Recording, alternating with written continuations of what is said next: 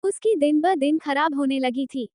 कृषा ज्यादा तबीयत खराब होता देख वो बॉय हॉस्टल से रोहित को बुलाने चली गई थी। कृषा परेशान होकर बोली, रोहित हमें स्नेहल को हॉस्पिटल जाना होगा। रोहित कृषा को शांत करते हुए बोला, बेब कॉम डाउन, तुम उसे रेडी करो, मैं गेट पास और कैब बुलाता हूँ। कृषा है मैं सर हिला के स्नेहल के पास चली गई थी। कुछ दोस्त मिलकर स्नेहल को हॉस्पिटल ले जाकर चेकअप करवाए थे। डॉक्टर ने स्नेहल का ध्यान करने को बोला। सारे दोस्तों ने सोचा क्यों न जब तक स्नेहल ठीक नहीं होती बाहर किसी डोरमेट्री में रहा जाए। सारे दोस्त हॉस्पिटल से निकलकर डोरमेट्री पहुंच गए। स्नेहल को खाना और दवा खिलाकर सोला दिया था। नेक्स्ट मॉर्निंग स्नेहल की नींद खुली, वो जैसे ही आंखें खोली उसके सारे दोस्त उसे घेर के बैठे हुए थे। स्नेहल डर के झटके से बैठ गई थी। सारे दोस्त उसके डरने पर हंसने लगे थे। स्नेहल गहरी सांस लेते हुए बोली, तुम सब पागल हो क्या, मेरे सामने भूत जैसे बैठे हो, मुझे मरने वारने का प्लान है क्या तुम लोगों का। स्नेहल का दोस्त जिगर हंसते हुए बोला, नहीं तुझे उस गधे के फालतू यादों से निकलने, हम खाएंगे पिएंगे खेलेंगे नाचेंगे गाएंगे और आज तेरी कोई नौटंकी नहीं चलेगी। कृषा प्यार से बोली, स्नेहल हम तुझे पहले जैसा देखना चाहते, हंसते मुस्कुराते, प्रॉमिस कर अब उस गधे के बारे में नहीं सोचेगी, दिल दे निकल के फेंकेगी। रोहित मुस्कुराकर गले लगाते हुए बोला, मैं हूं का तेरे जैसा ऐसा लड़का ढूंढूंगा कि तेरा दिल गार्डन गार्डन हो जाएगा। स्नेहल रोते हुए मुस्कुराते हुए बोला, तेरे भरोसे रही तो मुझे भी तेरे जैसा ट्यूबलाइट मिल जाएगा। सब जोर जोर से हंसने लगे थे। रात के 11 बजे सारे मिलकर मस्ती कर रहे थे। स्नेहल जोर से चिल्ला के बोली, अरे सब सुनो। सारे दोस्त अपने कान पे हाथ रख के स्नेहल की तरफ देखते हुए बोले, हाँ क्या है, चिल्ला क्यों रही है। स्नेहल बच्चों की तरह हंसते हुए बोली, चलो ट्रुथ एंड डेयर खेलते हैं जिसमें सिर्फ डेयर होगा, ट्रुथ में मजा नहीं आता है और कोई भी इस होटल के अंदर डेयर नहीं देगा, सब बाहर चलेंगे डेयर पूरा करने। ओके। सुमन स्नेहल की दोस्त ने कहा, ओके हमें कोई प्रॉब्लम नहीं है, तू अपना सोच ले क्योंकि हर बार इस गेम तू फंस जाती है। स्नेहल मुस्कुराते हुए बोली, उसके बाद अपने दिमाग लगाकर निकल भी तो जाती हूँ, तुम लोग अपनी टेंशन लो, चिल हूँ। पांचों दोस्त घेरे बनाकर बैठ गए। स्नेहल ने एक कांच की बोतल बीच में खुशी से घुमा दिया था, पर तुरंत ही उसका मुंह लटक गया था क्योंकि वो कांच की बोतल का मुंह स्नेहल की तरफ आया था। वो मुंह लटका के बोली, ये गलत है, सबसे पहले मेरा ही क्यों आना था, पहले इन सब को फंसा लेती तो मेरा नंबर आना था, पहले क्यों आ गया। सब कोई ठहाका मार के हंसने लगे थे।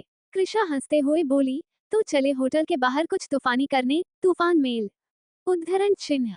स्नेहल मुंह लटका के बोली, हाँ मैंने बोला है तो मैं तो करूंगी ही। स्नेहल उठ के अपना मोटा स्वेटर और एक टोपी पहनकर मुंह फूला के बाहर जाने लगी थी। उसके पीछे सारे दोस्त जाते हुए हंसने लगे थे।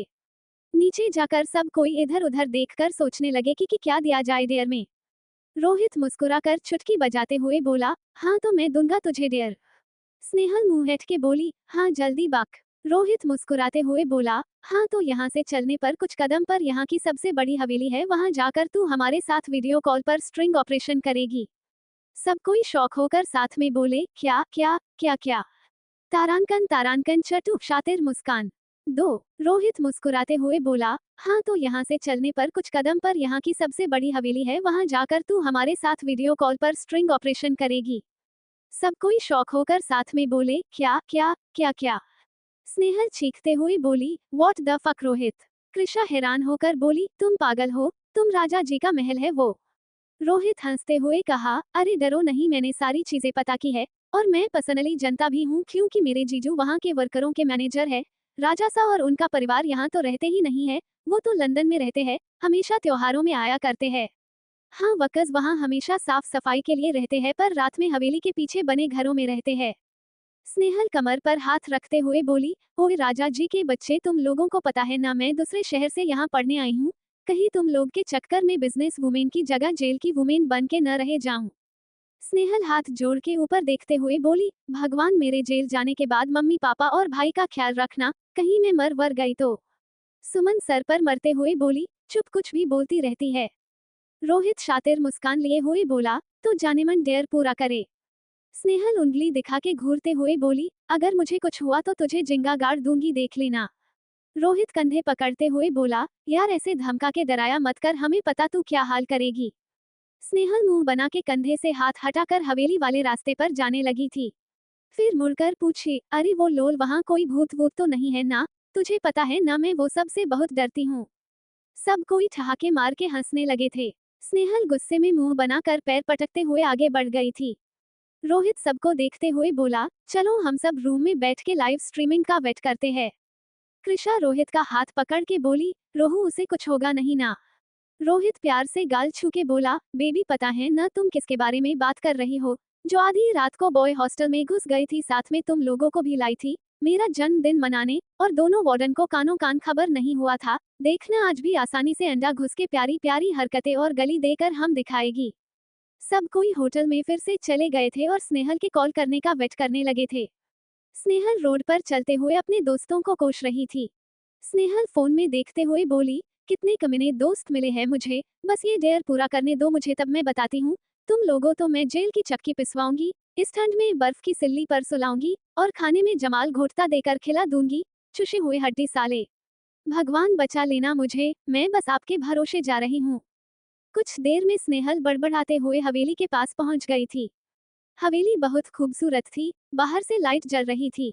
स्नेहल आंखें बड़ी करके बोली, वो हो, ये कितना खूबसूरत है, इस महल में तो मेरा पूरा गांव के लोग आ जाएंगे, इतना सुंदर महल और यहाँ कोई रहता नहीं है, अगर ये मेरा होता तो मैं तो प्यार से रहती। स्नेहल ज्यादा बकवास नहीं करे, वापस तुझे होटल भी जाना, सबसे पहले अंदर घुसने का जगह ढूंढ।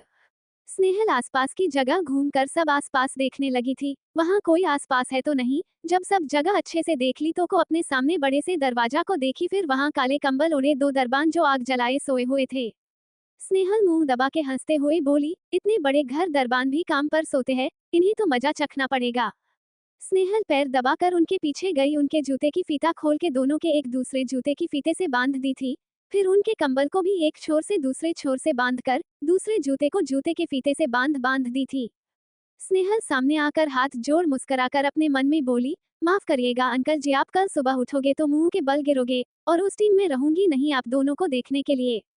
स्नेहल दांत दिखाते हुए पैर दबा दबा के दरवाजे की तरफ जाने लगी थी। वो एक छोटे से दरवाजे से अंदर की तरफ घुस गई थी। सामने का नजर देखकर दो वो खुद ही सदमे में आ गई थी। महल काफी दूर पर था, चारों तरफ बड़े बड़े पेड़ और बड़े बड़े किनारे में शीशे लगे हुए थे।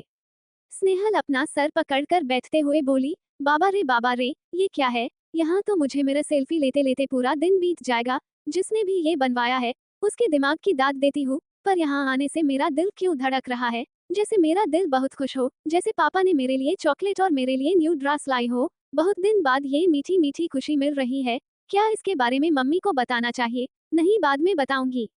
स्नेहल कुदते कुदते खुश होके जाने लगी थी, जैसे ही उसको याद आया कि वो अपने घर पर नहीं किसी और के घर में घुसी हुई थी। वो अपनी खुशी को काबू करते हुए धीरे धीरे अंदर जाने लगी थी। सामने के गेट से हवेली की दूरी इतनी थी कि स्नेहल की चलते चलते सांस फूलने लगी थी। वो दरवाजे के पास पहुंचकर गहरी सांस लेने लगी थी। दरवाजा को देख के खुद से बोली, अरे इतना नजदीक क्यों है ये, और थोड़ा दूर होता कि मुझे पहुंचने में सुबह हो जाता। क्या पागल है सबके सब, दरवाजे से इतनी दूर घर कौन बनवाता है, राजा नहीं, सेटकेला और धकेला होगा राजा। राजा जी को बहुत दिमाग की जरूरत है, मिलूंगी तो ट्यूशन क्लासेस की बात करूंगी, बकलोल राजा जी, क्या मैं भी खुद के बातों में लग जाती हूँ। स्नेहल अंदर जाने का रास्ता ढूंढ, वापस जाकर उन गधों की क्लास भी लगानी भी है। स्नेहल दरवाजे को देखती, जो लग रहा था अंदर से बंद किया गया है। वो आसपास के खिड़की दरवाजे देखने लगी थी, काफी ढूंढने के बाद उसे एक खिड़की खुली हुई मिली, वो अंदर झांक के खिड़की पर चढ़ने लगी थी। वो जैसे ही अंदर कूदी वो एक बड़े से फूलों के गमले से टकरा गई थी। वो डरकर अपने हाथों गमले की तरफ की हुई थी, जैसे वो जादू से आज गमले को गिरने से बचा ही लेगी। वो गमला एक टीम तक डगमगाते हुए ठहर ही गया था। तब स्नेहल के जान में जान आई थी। वो खुश होके जैसे ही पीछे मुड़ी वो गमला गिर के टूट गया था। स्नेहल का शकल रोने लायक हो गया था। जैसे उसके दिमाग में खुद को छुपाने का ख्याल आता, उससे पहले पूरा महल रोशनी से जगमगाने लगा था। कुछ ही देर में स्नेहल को बहुत सारे कदमों की आवाज आने लगी थी। वो आसपास देख जल्दी से एक पीला के पीछे छुप गई। उसकी शकल रोने लायक हो गई थी, उसकी हालात खराब हो गई थी, उसे रोना आ रहा था, लेकिन उसके आंखों में आंसू भी नहीं आ रहे थे। वो अपने उंगलियों को चबाते हुए सोचने लगी थी, स्नेहल, हे भगवान क्या करूं, आज तो मैं लगता है अपने पैरों पर नहीं चार कंधों में जाऊंगी। अब मैं क्या करूं, ये गमला भी मेरे साथ आज गेम खेले रहा था, रोहित के चक्कर में मैं फंस गई। उस रामी ने कहा इस महल में कोई नहीं रहता, तो इतने सारे लोग कहां से आ गए, किस जमाने का बदला ले रहा, उसकी गर्लफ्रेंड को भी मैं बहन मामा क्या करूं हाँ फोन करके हेल्प करने के लिए दोस्तों को बुलाती हूँ। वो अपने जीन्स के पॉकेट से फोन निकलने लगी लेकिन वहाँ बहुत आ गए जो गमले को टूटा देख कर बोले, रामा सा ये फूल दान कैसे टूटा, ये कितना महंगा था ये फूल, राजा जी ने अपनी दादी के लिए खरीदा था, अब राजा सा को हम क्या जवाब देंगे। रामा ने कहा, गलती तो हमारे ऊपर ही आएगी कि हमने कुछ किया होगा, हमारा तो नौकरी ही चली जाएगी। स्नेहल वहीं छुपे सबकी बातें सुन रही थी। पीछे से किसी ने कहा, वो देखो जूतों के दाग, महल में कोई चोर घुसा है, जल्दी ढूंढो नहीं सब के सब। स्नेहल ये सुनकर अपने जूते को देखकर सर पर मरते हुए बोली, हे भगवान मिट्टी, अब क्या करूं। रामा जूते के निशान देख के बोला, हमें निशान का पीछा करना चाहिए, चोर आएगा भी तो बाहर से ही ना आएगा, सारे रखवाले को बुलाओ, कल सब आने वाले हैं और इसके बारे में राजा जी को फोन करके बताओ यहाँ जो भी हो रहा है। कुछ ही देर में वहाँ सारे नौकर चाकर आकर घर की तलाशी लेने लगे थे। हवेली में हलचल होता देख वो दोनों दरबान भी उठ गए थे, दोनों खड़े होकर कर जैसे चलने की कोशिश किए, दोनों एक दूसरे में टकरा कर मुंह के बाल गिर गए, वो जैसे उठने की कोशिश किए वो दोनों फिर से गिर पड़े। उनमें से एक दर्द से कराह के बोला, ये क्या हो रहा है, किसने हम दोनों को बांधा है और हवेली में क्या हो रहा है। दूसरे ने कहा, अरे जल्दी खोलिए महाराज, अंदर देखने भी जाना होगा। वो दोनों जल्दी जल्दी एक दूसरे को खोलने लगे थे। अंदर सब जूते के छाप का पीछा करते हुए पीला के पास पहुंच गए थे, पर जैसे ही उन लोगों ने पीला के पास से पर्दा हटाया, वहां जूते के अलावा कोई भी नहीं था। एक नौकर ने कहा, जूता यहाँ है तो चोर कहाँ भागा, अरे ढूंढो सबके सब यही कहीं होगा। दूसरा नौकर जूता देख के सर खुजाते हुए बोला, लगता है कोई बच्चा या छोटा चोर है, जूता बहुत छोटा लग रहा है। रोहित के जीजा जी जो वहाँ के मैनेजर थे वो उसके सर पर मरते हुए बोले, कन्हैया चोर को ढूंढिए, राजा जी को जवाब देते देते थक जाएंगे हम सब। सब इधर उधर ढूंढने लगे थे। स्नेहल एक कोने में दुबक के बैठी हुई थी। उसका दिमाग सुन पड़ा हुआ था क्योंकि उसे ढूंढने के लिए 50 नौकर इधर उधर भाग रहे थे। उसे तो लग रहा था वो मौत के मुंह में आ गई थी। उसके दिमाग में यहाँ से बचने के अलावा कुछ नहीं चल रहा था। उसकी धड़कनें बुलेट ट्रेन की रफ्तार में चल रही थी। उसकी जान गले में अटकी हुई थी। दूसरी तरफ स्नेहल के दोस्त रूम में ब्लैंकेट में बैठ स्नेहल के विंडो कॉल का इंतजार कर रहे थे। कृषा घबराते हुए बोली, मुझे डर लग रहा है, क्या स्नेहल अभी तक वहां पहुंची नहीं है क्या, अभी तक तो उसे कॉल कर देना चाहिए था उसे। रोहित टाइम देखते हुए बोला, अरे टहलते टहलते जा रही होगी, वालिए लेट हो रहा होगा, टेंशन नहीं लो बेबी, थोड़े देर में कॉल आ जाएगा। वो सब भी बातों में लग गए थे, पर थोड़ी देर बाद भी कॉल ना आने पर जीगर टाइम देख के बोला, देख बहुत रात हो गई है, थोड़े देर में सुबह भी हो जाएगी, अभी तक स्नेहल का कॉल नहीं आया है, हम चलकर देखना चाहिए और कॉल करके पता भी करना चाहिए। रोहित बैग से उतरते हुए अपना फोन उठाते हुए बोला, हाँ चलो मैं फोन करता हूँ। इधर रोहित के कॉल करने पर स्नेहल का फोन बजने लगा था। उतने देर से जो सबसे बचकर स्नेहल छुपी हुई थी, इस पर उसके ही फोन ने पानी फेर दिया था। स्नेहल फोन की रिंग की आवाज सुनकर उधर ही जाने लगे थे। स्नेहल फोन देख के गुस्से ने बोली, साला कुत्ता नहीं तो एक नंबर का झूठा झुठेरा है, पूरा पूरा का पूरा परोस दिया मुझे इनके हाथों में। स्नेहल रोने से कुछ नहीं होगा, 1 2 3 भागो। स्नेहल जहां छुपी थी वहां से निकलकर भागने लगी। सब निकल देखकर उसे चोर चोर पुकारने लगे थे। स्नेहल खाली पैर इधर उधर पूरे घर में भाग रही थी। वो जहां जहां से गुजरती कुछ ना कुछ टूट रहा था। स्नेहल भागते भागते छीलते हुए बोली, मैं चोर नहीं हूँ, मैं कुछ भी चोरी करने नहीं आई हूँ, मुझे यहाँ से जाने दो प्लीज, मैं सिर्फ एक खेल के चक्कर में फंस गई हूँ, छोड़ दो। 1 घंटे स्नेहल पूरी हवेली में इधर उधर भाग ही रही थी। अब उसे पानी प्यास लग रहा था। वो भागते भागते एक जगह रुकी, फिर पीछे मुड़कर सबको देखते हुए हफ्ते हुए बोली, अरे अरे रुको, थोड़ा थक गई मैं, थोड़ा सांस तो लेने दो। सारे नौकर भी बेवकूफों की तरह खड़े होकर स्नेहल की बातें और गहरी सांसें लेने लगे थे। स्नेहल अपना पेट पकड़ते हुए बोली, आप लोगों से सच कह रही हूँ, मैं तो सिर्फ दोस्तों के चक्कर में घुस गई थी, मैं यहाँ कोई चोरी वोरी नहीं करने आई हूँ, मेरी तो मति मारी गई थी, देखो मैं अच्छी लड़की हूँ। स्नेहल सारे नौकरों को अपने बातों में लगाई हुई थी। हवेली के बाहर स्नेहल के चारों दोस्त कभी देर से बाहर खड़े थे, क्योंकि उन्हें वहां कोई दिख नहीं रहा था। रोहित अपने जीजा जी को कब से कॉल कर रहा था पर वो कॉल उठा ही नहीं रहे थे। पर उन्हें भी हवेली के हलचल के बारे में पता चल चुका था।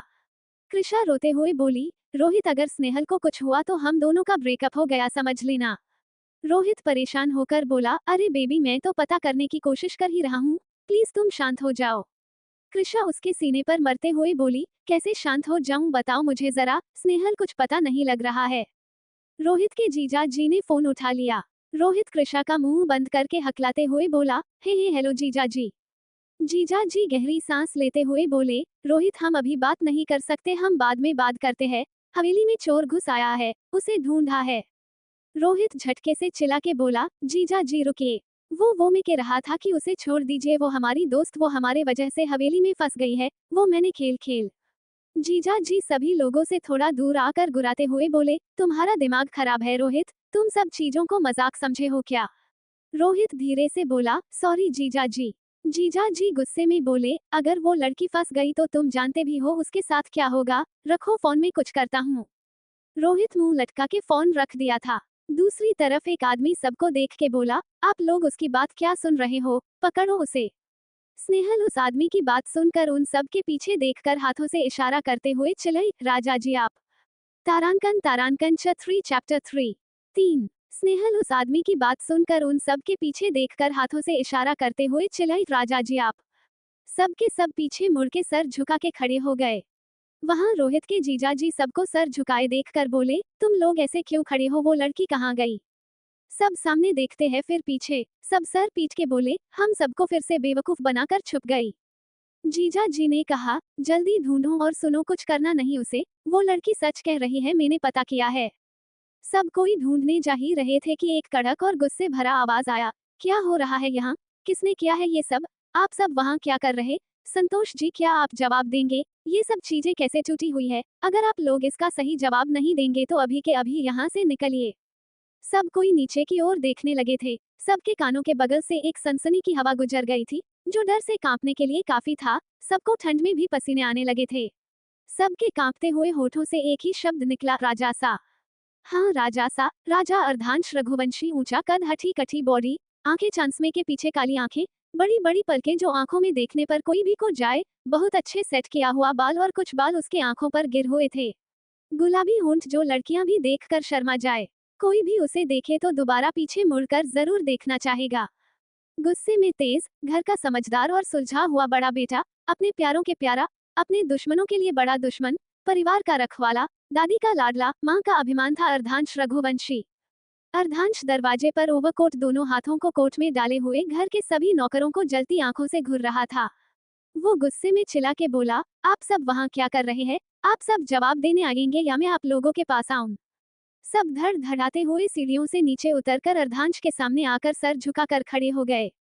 संतोष जी रोहित के जीजा जी का नाम था, जल्दी से चेयर लाकर अर्धांश के पीछे रख दिए थे।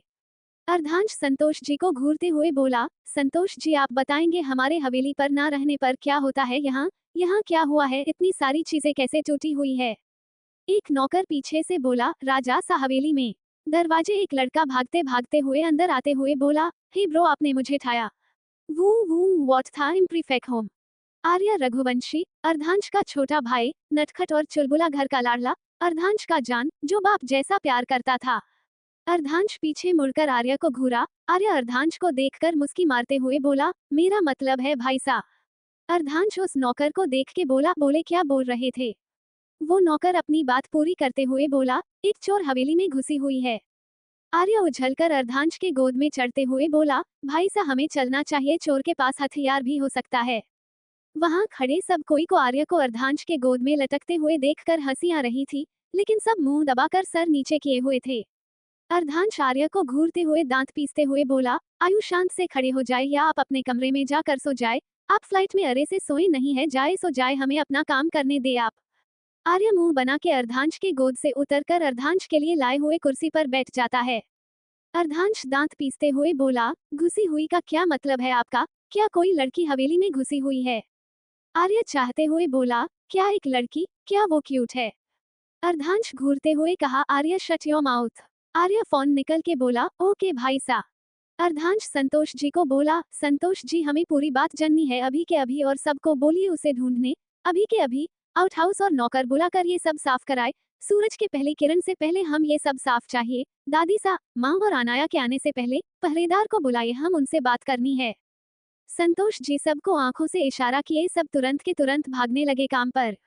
संतोष जी सर झुकाए हुए कहें, राजा सा वो लड़की चोर नहीं है। अर्धांश अपने बड़े से सोफे जाकर बैठते हुए बोला, आपको कैसे पता है वो क्या है और क्या नहीं? संतोष जी पूरी की पूरी कहानी बता दिए थे। अर्धांश गहरी सांस लेते हुए बोला, हम आपके कारण सिर्फ पोलिश को नहीं बुला रहे हैं। नहीं, आप जानते हैं क्या हो सकता आपके साले और उनकी दोस्त के साथ। आप जल्दी ढूंढिए उन्हें और घर से भेजे दादी सा के आने से पहले, और इन्हें समझाए ये सब करना कोई खेल नहीं है।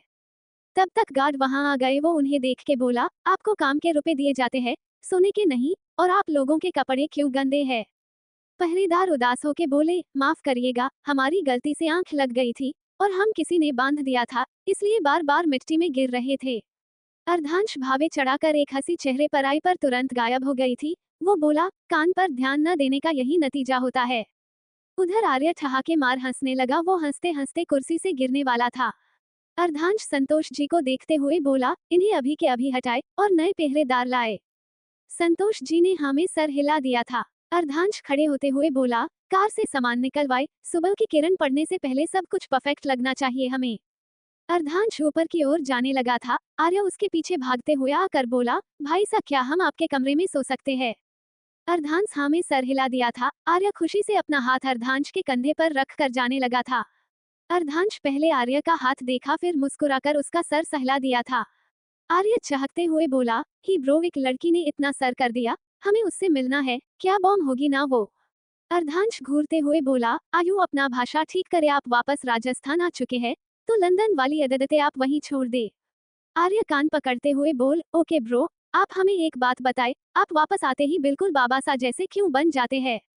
अर्धांश मुस्कुराकर कमरे का दरवाजा खोल के बोला, जाए कपड़े बदल कर सो जाए। आर्य हंसते हुए भागते हुए कमरा खोल के अंदर घुसते हुए बोला, बाद में भाई सा। आर्य उछलते बेड पर लेट जाता गया था। अर्धांश कमरे में आकर अपना कोट उतारा, फिर अलमीरा से कपड़े निकालकर वॉशरूम चला गया था। उसी कमरे के बेड के नीचे स्नेहल सोई हुई थी, जिसे पूरे घर में पगलों की तरह ढूंढ रहे थे, और वो यहाँ चैन की नींद सो रही थी। कुछ देर बाद अर्धांश फ्रेश होकर आया। उसने आर्य के जूते खोल के साइड किए, फिर उसे अच्छे से पेट पर लेटाया, खुद भी बेड पर लेट गया था। थोड़ी देर में उसे भी नींद आ गई थी। 2 घंटे बाद अर्धांश की नींद खुली। वो कुछ देर सर सीलिंग पर लगे झूमर को देखा, टाइम देखा, फिर वो जैसे जी नीचे ही बेड से नीचे उतरा, वो गलती से स्नेहल की उंगलियों पर चढ़ गया। तुरंत ही जोर से चिल्लाने की आवाज आई, मम्मी बचाओ। आर्य चिल्लाने की आवाज सुनकर डर से उठकर बैठ गया। अर्धांश को झटका सा लगा। वो जल्दी से 2-4 कदम आगे बढ़कर बेड के नीचे की तरफ देखने लगा। स्नेहल नीचे से निकलकर अपने हाथों पर बच्चों की तरह कूदकर फूंक मारते हुए अर्धांश को देखकर घूरते हुए चिल्ला के बोली, लंबे हाथी नहीं तो मेरी नन्ही मुई हाथ पर तुम चढ़ गए, तुम्हें शर्म नहीं आती। तुमने तो आज मेरी जान ले ली थी। अगर मेरे हाथ को कुछ हो जाता तो मैं एग्जाम कैसे देती। और तुम हाथी कहीं के मेरे कमरे में क्या कर रहे हो, निकलो, नहीं तो बहुत पीटूंगी तुम्हें। अर्धांश हाथ बांध के घूरते हुए गुस्से में चिल्लाता कि आर्या बोला, हाय बॉम्ब, आखिर हमने तुमसे मिल ही लिया। स्नेहल झटके से पीछे मुड़कर आर्या को देखी। आर्या आंखें बड़ी करके हाथ हिला रहा था। स्नेहल भवे सिकोड़ते हुए बोली, तुम कौन हो, तुम दोनों मेरे कमरे में क्या कर रहे हो, निकलो नहीं तो मैं वार्डन को चिल्ला चिल्ला के बुलाऊंगी। आर्या सर नामे हिला के दीवार पर टंगी फोटो को तरफ इशारा कर रहा था। स्नेहल अर्धांश के पास जाकर धक्का देते हुए बोली, हाथी नहीं तो निकलो, तुम्हें मैं अलग से इनविटेशन दूं। अर्धांश गुस्से में चिल्लाते हुए बोला, आयु कमरे से बाहर जाएं। स्नेहल और आर्या दोनों आंखें और कान बंद कर लिए थे। आर्या आंखें बंद किए ही बुलेट ट्रेन की रफ्तार से कमरे से बाहर भागा। अर्धांश टेबल पर रखा हुआ पानी से भरा ग्लास स्नेहल के मुंह पर फेंका दिया था। स्नेहल ठंडे पानी का बोझार महसूस करके सिहर उठी। अर्धांश घूरते हुए बोला, आप बहुत जी बदतमीज हैं, और नींद खुल गई हो तो अच्छे से देखे आप कहाँ खड़ी है और किसके घर पर हैं। आपको मेरी गनीमत माननी पड़ेगी कि आपके इतना कुछ करने के बाद भी हमने पुलिस को नहीं बुलाया। स्नेहल का पूरा नींद खुल जाता है। उसे सब कुछ याद आ चुका था कि कुछ घंटे पहले क्या क्या हुआ था। फिर भी उसे ठंडे पानी के वजह से गुस्सा आ रहा था। वो चिल्ला के घूरते हुए बोली, तुम्हें मुझे बदतमीज कहा, मैं नहीं तुम हो बदतमीज, पागल। भगवान तुम्हारे ऊपर बर्फ का बोझर करे, बर्फ की सिल्ली पर सोलाए, एक नंबर गढ़। स्नेहल आगे कुछ और गली देती कि झटके से दरवाजा खुला। कृषा जोर से चिल्लाई, स्नेहल। स्नेहल पीछे मुड़कर कृषा को देखकर भाग गले लगा ली। रोहित स्नेहल का सर सहलाते हुए बोला, सॉरी तू। स्नेहल गुस्से में उसका हाथ पकड़कर मोड़कर पीठ पर मरते हुए बोली, सॉरी किस चीज की मांगोगे, मेरा तो मन कर रहा है मर्डर करके जेल चली जाऊं। इन लोगों में से कोई भी एक गन से गोली चला देता तो मेरा ऊपर का रास्ता काट जाता। मम्मी पापा को क्या जवाब देते, गधा कहीं का। यूनिवर्सिटी के चाय से धक्का दे दूंगी। कृषा से तेरा ब्रेकअप, तेरे चक्कर में ये लंबा चौड़ा हाथी मेरे हाथों पर चढ़ गया। मेरे ऊपर पानी फेंका, मुझे खड़ी खोटी सुना रहा है। रोहित कहराते हुए पूछा, कौन हाथी? स्नेहल अर्धांश की तरफ इशारा करके बोली, ये बदतमीज हा। स्नेहल के सारे दोस्तों आंखें बड़ी करके चारों स्नेहल का मुंह बंद करके सर झुका के बोले, राजासा। स्नेहल का तो राजासा सुनकर सर चकरा गया, वो ज्यादातर तो बेहोश होकर दोस्तों के ऊपर गिर ही चुकी थी। अर्धांश भवे चढ़ाते हुए बोला, नौटंकीबाज और निहायती बदतमीज है ये लड़की। आर्या स्नेहल को देख के बोला, हे बॉम्ब को क्या होगा, इसे हॉस्पिटल ले चलो। अर्धांश गुस्से में चिल्ला के बोला, संतोष जी इन सबको बाहर निकालिए, कोई भी हवेली के आसपास भी नहीं दिखने चाहिए, खासकर ये निहायती बदतमीज लड़की। अर्धांश अपने कमरे से बाहर निकल गया। आर्या अर्धांश हो जाता देखा, फिर स्नेहल को। स्नेहल अर्धांश के जाते ही एक आंख खोल के सबको देखी, फिर सीधे खड़े होकर बोली, तुम लोग बोल नहीं सकते थे यही? आर्या स्नेहल के सामने आकर बीच में बोला, बहुत हिम्मत कर आप में भाई से पहले कभी किसी ने ऐसे बात नहीं, उन्हें किसी ने निकनेम भी नहीं दिया, क्या आप मेरी भाभी माँ बनोगी? हेलो मैं भाईसा का छोटा भाई आर्या, आप दादी सा और माँ सा को बहुत पसंद आओगी। स्नेहल का तो पूरा का पूरा सर ही चटकारा गया, वो सर पकड़ नीचे बैठ गई, मेरी लाइफ के पंगे खत्म क्यों नहीं होते? यहाँ मेरा दिमाग खराब है कि मैंने अच्छे खासे राजा जी को क्या क्या नहीं बोला, छोटा भाई बड़े भाई से और भी पगाल है, मुझे तो ये बता दो सिर्फ मेरे इस कांड के बाद मैं जिंदा भी रहूंगी कि नहीं, कितने दिन रहूंगी ये भी बता दो, काम से काम मम्मी पापा से तो मिलकर आऊं मैं, चलो अभी के अभी यहाँ से मुझे मुंह भी छुपाना है, तुम लोग मेरे दोस्त हो न, जाओ जाओ मेरे तरफ से माफी मांग कर आओ, मैं धीरे धीरे तब तक नीचे आती हूँ, मैंने तो अपनी जिंदगी खुद अपने हाथों से खराब कर ली है। रोहित आर्या के कान में फुसफुसाते हुए बोला, छोटे राजा सा ये बहुत ही पागल कर कब किसको मारने लगेगी किसी को पता नहीं, अभी देखा ना मुझे कैसे निर्दय की तरह मार रही थी। आर्या एक कोहनी और मारा रोहित को, सबको नीचे जाने का इशारा किया और खुद स्नेहल के पास नीचे बैठ गया था। स्नेहल उदास होके बोली, सॉरी मैं कुछ दिनों से कुछ अजीब सा बिहेव कर रही हूँ, मैं आप लोगों के बारे में जानती तक नहीं हूँ, गेम के चक्कर में क्या क्या कर है मैंने, मैं तो गलती से छिपने के लिए इस कमरे में आई थी, मुझे क्या पता था ये कमरा आपके भाई का था। आर्या मुस्कुराकर बोला, फ्रेंड। स्नेहल आर्या को देख के बोली, तक कि आपका भाई मुझे देखते ही कच्चा चबा जाए। आर्या मुस्कुराकर बोला, वो बहुत अच्छे हैं। स्नेहल मुस्कुराकर उठते हुए बोली, अगर आपके भाई के पनिशमेंट से बच गई थी हम जरूर दोस्त बनेंगे, वैसे भी मुझे यहाँ से निकलना चाहिए, नहीं तो आपके भाई को देखूंगी तो गिल्ट में भर जाऊंगी। आर्या रोकते हुए बोला, एक मिनट रुको आप। आर्या अर्धांश का अलमारी खोल के कुछ निकल के स्नेहल के पास आकर उसका हाथ पकड़कर उसके हाथों में देते हुए बोला, ये जब मैं सैड होता हूँ तो भाई सा मुझे ये चॉकलेट देते हैं मूड ठीक करने के लिए, इसलिए ये आपके लिए। स्नेहल मुस्कुराते हुए बोली, तुम बहुत बहुत क्यूट हो, थैंक यू इसके लिए। दोनों नीचे आने लगे थे। आर्या अर्धांश को सीढ़ियों से ऊपर आता देखकर वो स्नेहल को धक्का दे दिया था। स्नेहल उन बैलेंस होकर नीचे की ओर आने लगी थी। अर्धांश जल्दी कदम बढ़ाकर स्नेहल को पकड़ लिया था। दरवाजे पर दादी सा, मासा और अर्धांश की छोटी बहन खड़े होकर फिल्मी सीन देख रहे थे। अर्धांश और स्नेहल बिल्कुल करीब से, स्नेहल ने डर से आंखें बंद कर ली थी, दोनों इतने पास से कि दोनों के गर्म सांस एक दूसरे को महसूस हो रहे थे। आर्या उछालते हुए धीरे से बोला, ब्रो किस हर। उधार दादी जी ने कहा, बहू ये दोनों एक दूसरे को किस क्यों नहीं कर रहे। सब कोई बड़ी बड़ी आंखों से उन दोनों को ही देख रहे थे। तारांकन तारांकन चैप्टर 4 4। आर्या फुसफुसाते हुए बोला, किस हर ब्रो। दादी सा आंखें टिमटिमाते हुए बोली, इतनी खूबसूरत लड़की इनके बाहों में ये कुछ कर क्यों नहीं रहे हैं, आपके दादा सा होते तो अभी उनकी खूबसूरती में 4 लाइनें बोल दिए होते। दादी सा आर्या को आंखों से इशारा की, आर्या मुस्कुराते हुए जल्दी जल्दी उतरकर फिर से स्नेहल को ढका दे दिया। इस बार अर्धांश और स्नेहल के होठ मिल गए थे, स्नेहल की आंखें झटके से खुल गई थी। दोनों के होठ छूते ही जैसे ब्लैक आउट हो गए। स्नेहल के दोस्तों के तो हैरानी में मुंह ढक लिए थे। घर के सारे नौकर ये देखते ही सर नीचे करके बैठ गए थे। अर्धांश की दादी सा और माँ सा अपनी छोटी बेटी आयुषी का आंख ढक दिए थे, पर आयुषी दोनों का हाथ नीचे कर दोनों को आंखें फाड़े देख रही थी। स्नेहल का दिल धड़क जोरों से धड़क रहा था, वो अर्धांश के टी शर्ट को कस के पकड़ के रखी थी, जैसे वो छूटा तो सब छूट जाएगा। जैसे ही स्नेहल ने अपने पलके उसे कुछ दिन पहले खटी सिद्धार्थ वाली घटना आंखों के सामने आ जाओ पूरी ताकत बटोर के अर्धांश को धक्का मारा, उसके आंखों में आंसू आ गए थे।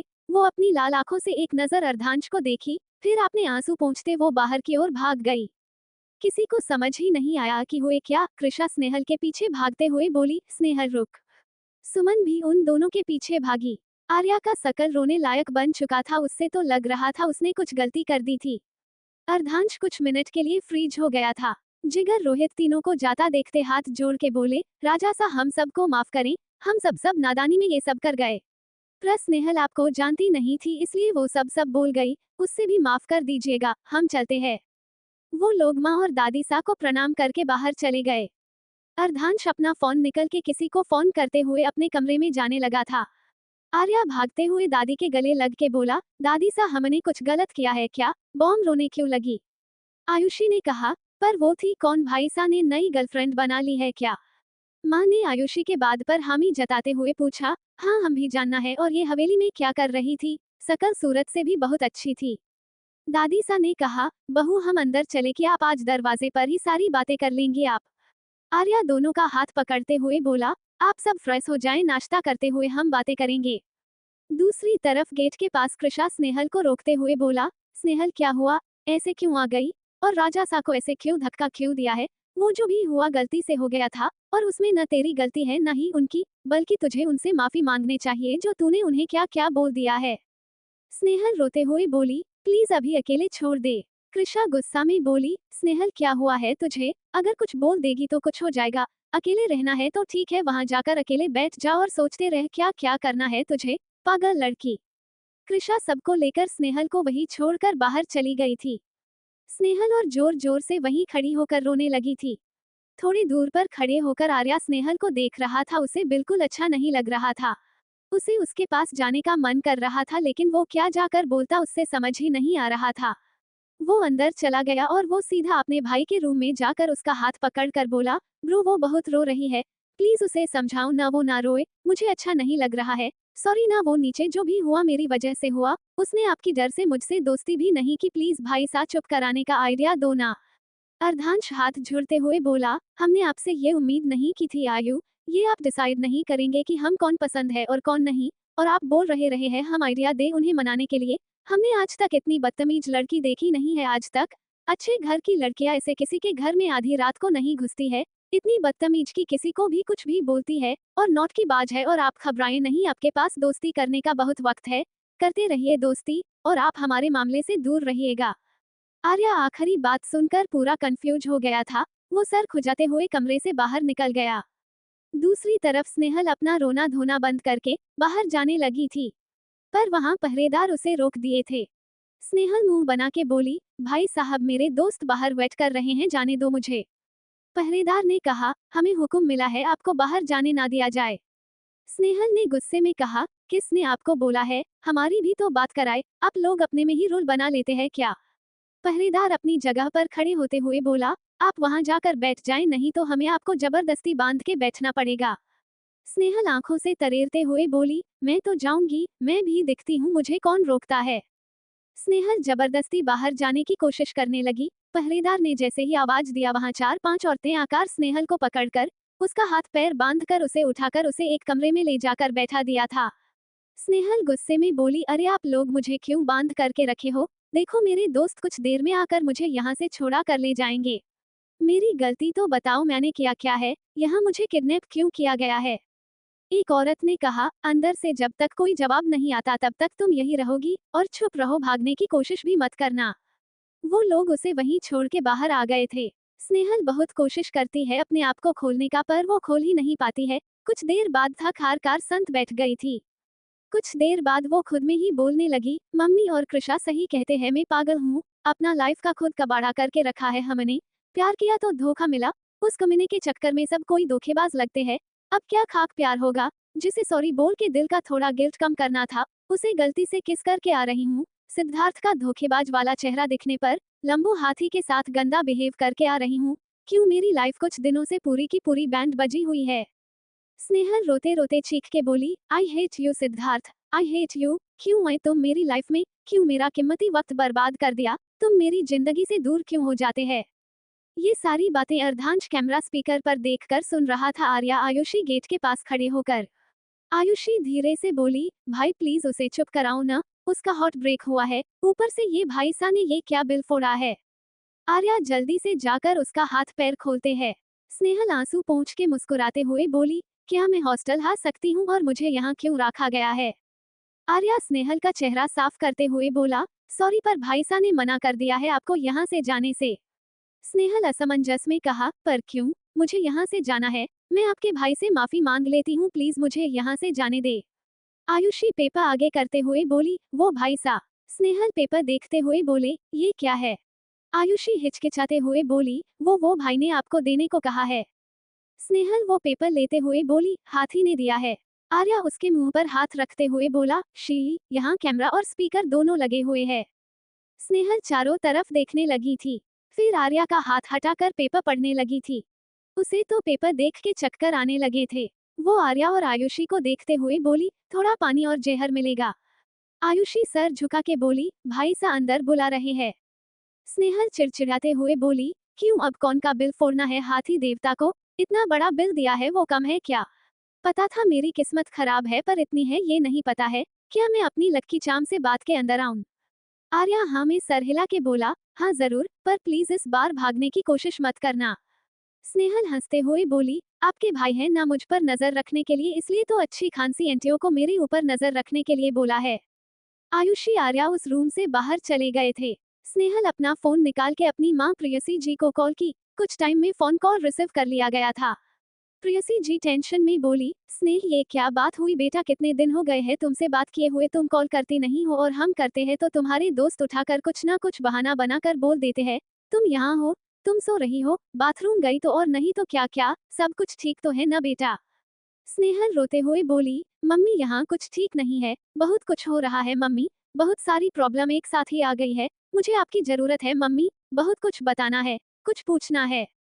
प्रियसी खबरा सी गई थी। स्नेहल को रोता सुनकर उन्हें डर सा लग रहा था अपनी बेटी को लेकर। वो अपने आप को संभालते हुए बोली, स्नेह पहले शांत हो जाओ, अच्छा मान लो मैं तुम्हारी माँ नहीं हूँ, मैं तुम्हारी हम उम्र एक दोस्त हूँ, अब बेझिझक बताओ क्या हुआ है।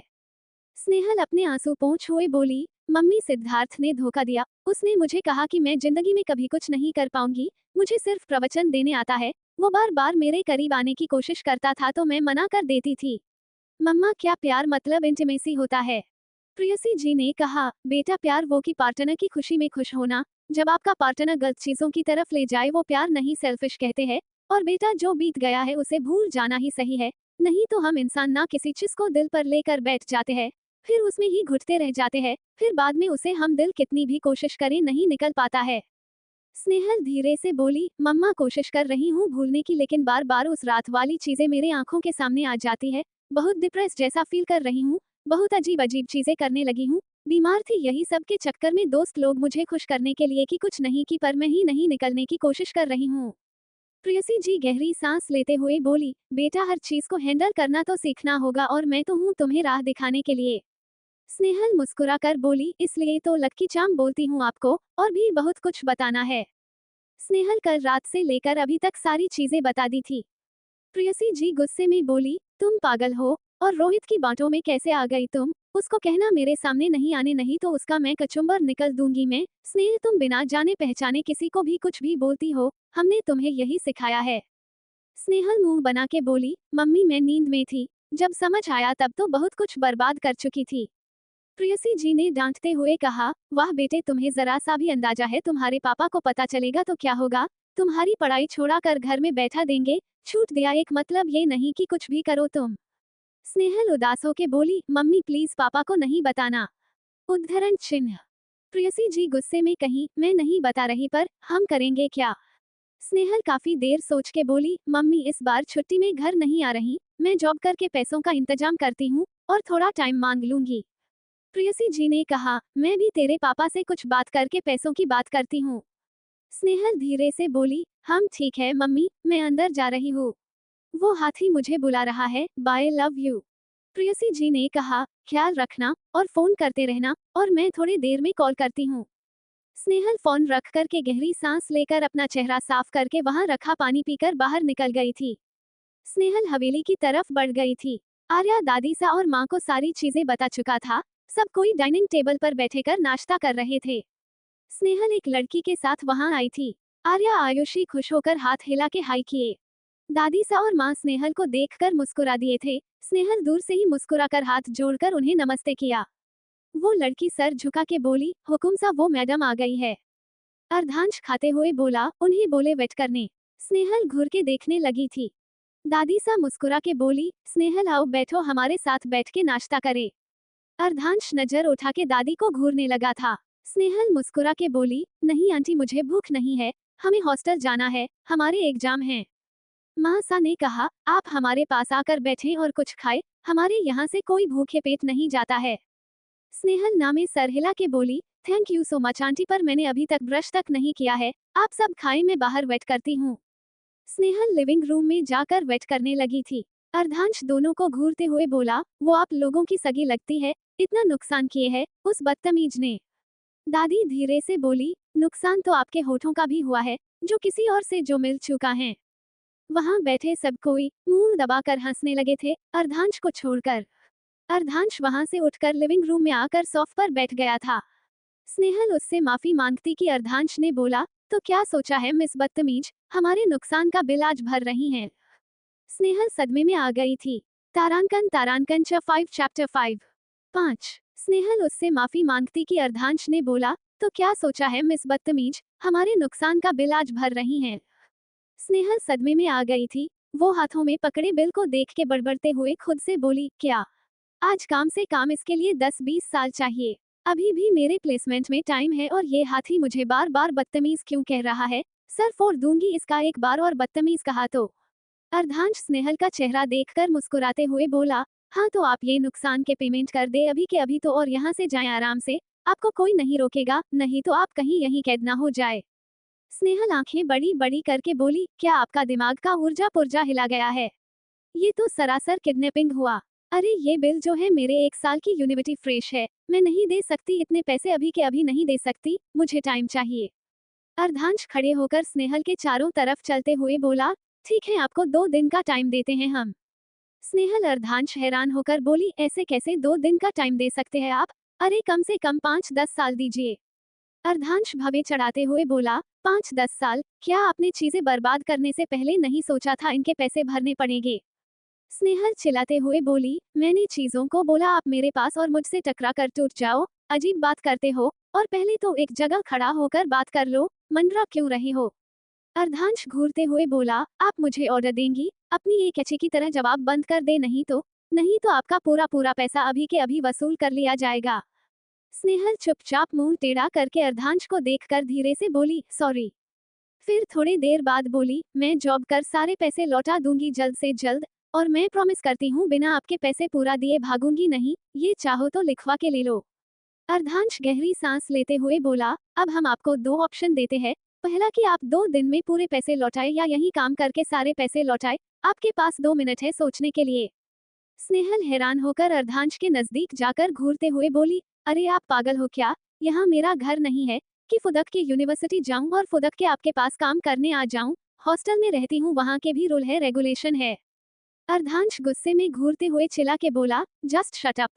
आपके 2 मिनट खत्म हो चुके, अपना फैसला बताए, नहीं तो पैसे दे और निकले यहाँ से। स्नेहल डर से 2 कदम पीछे चली गई, उसके आंखों में आंसू आ गए थे। आर्या स्नेहल के सामने आते हुए बोला, भाई साहब ये आप क्या कर रहे हैं, थोड़ा तो आपने गुस्से को काबू में रखे, स्नेहल जी डर रही हैं आपसे।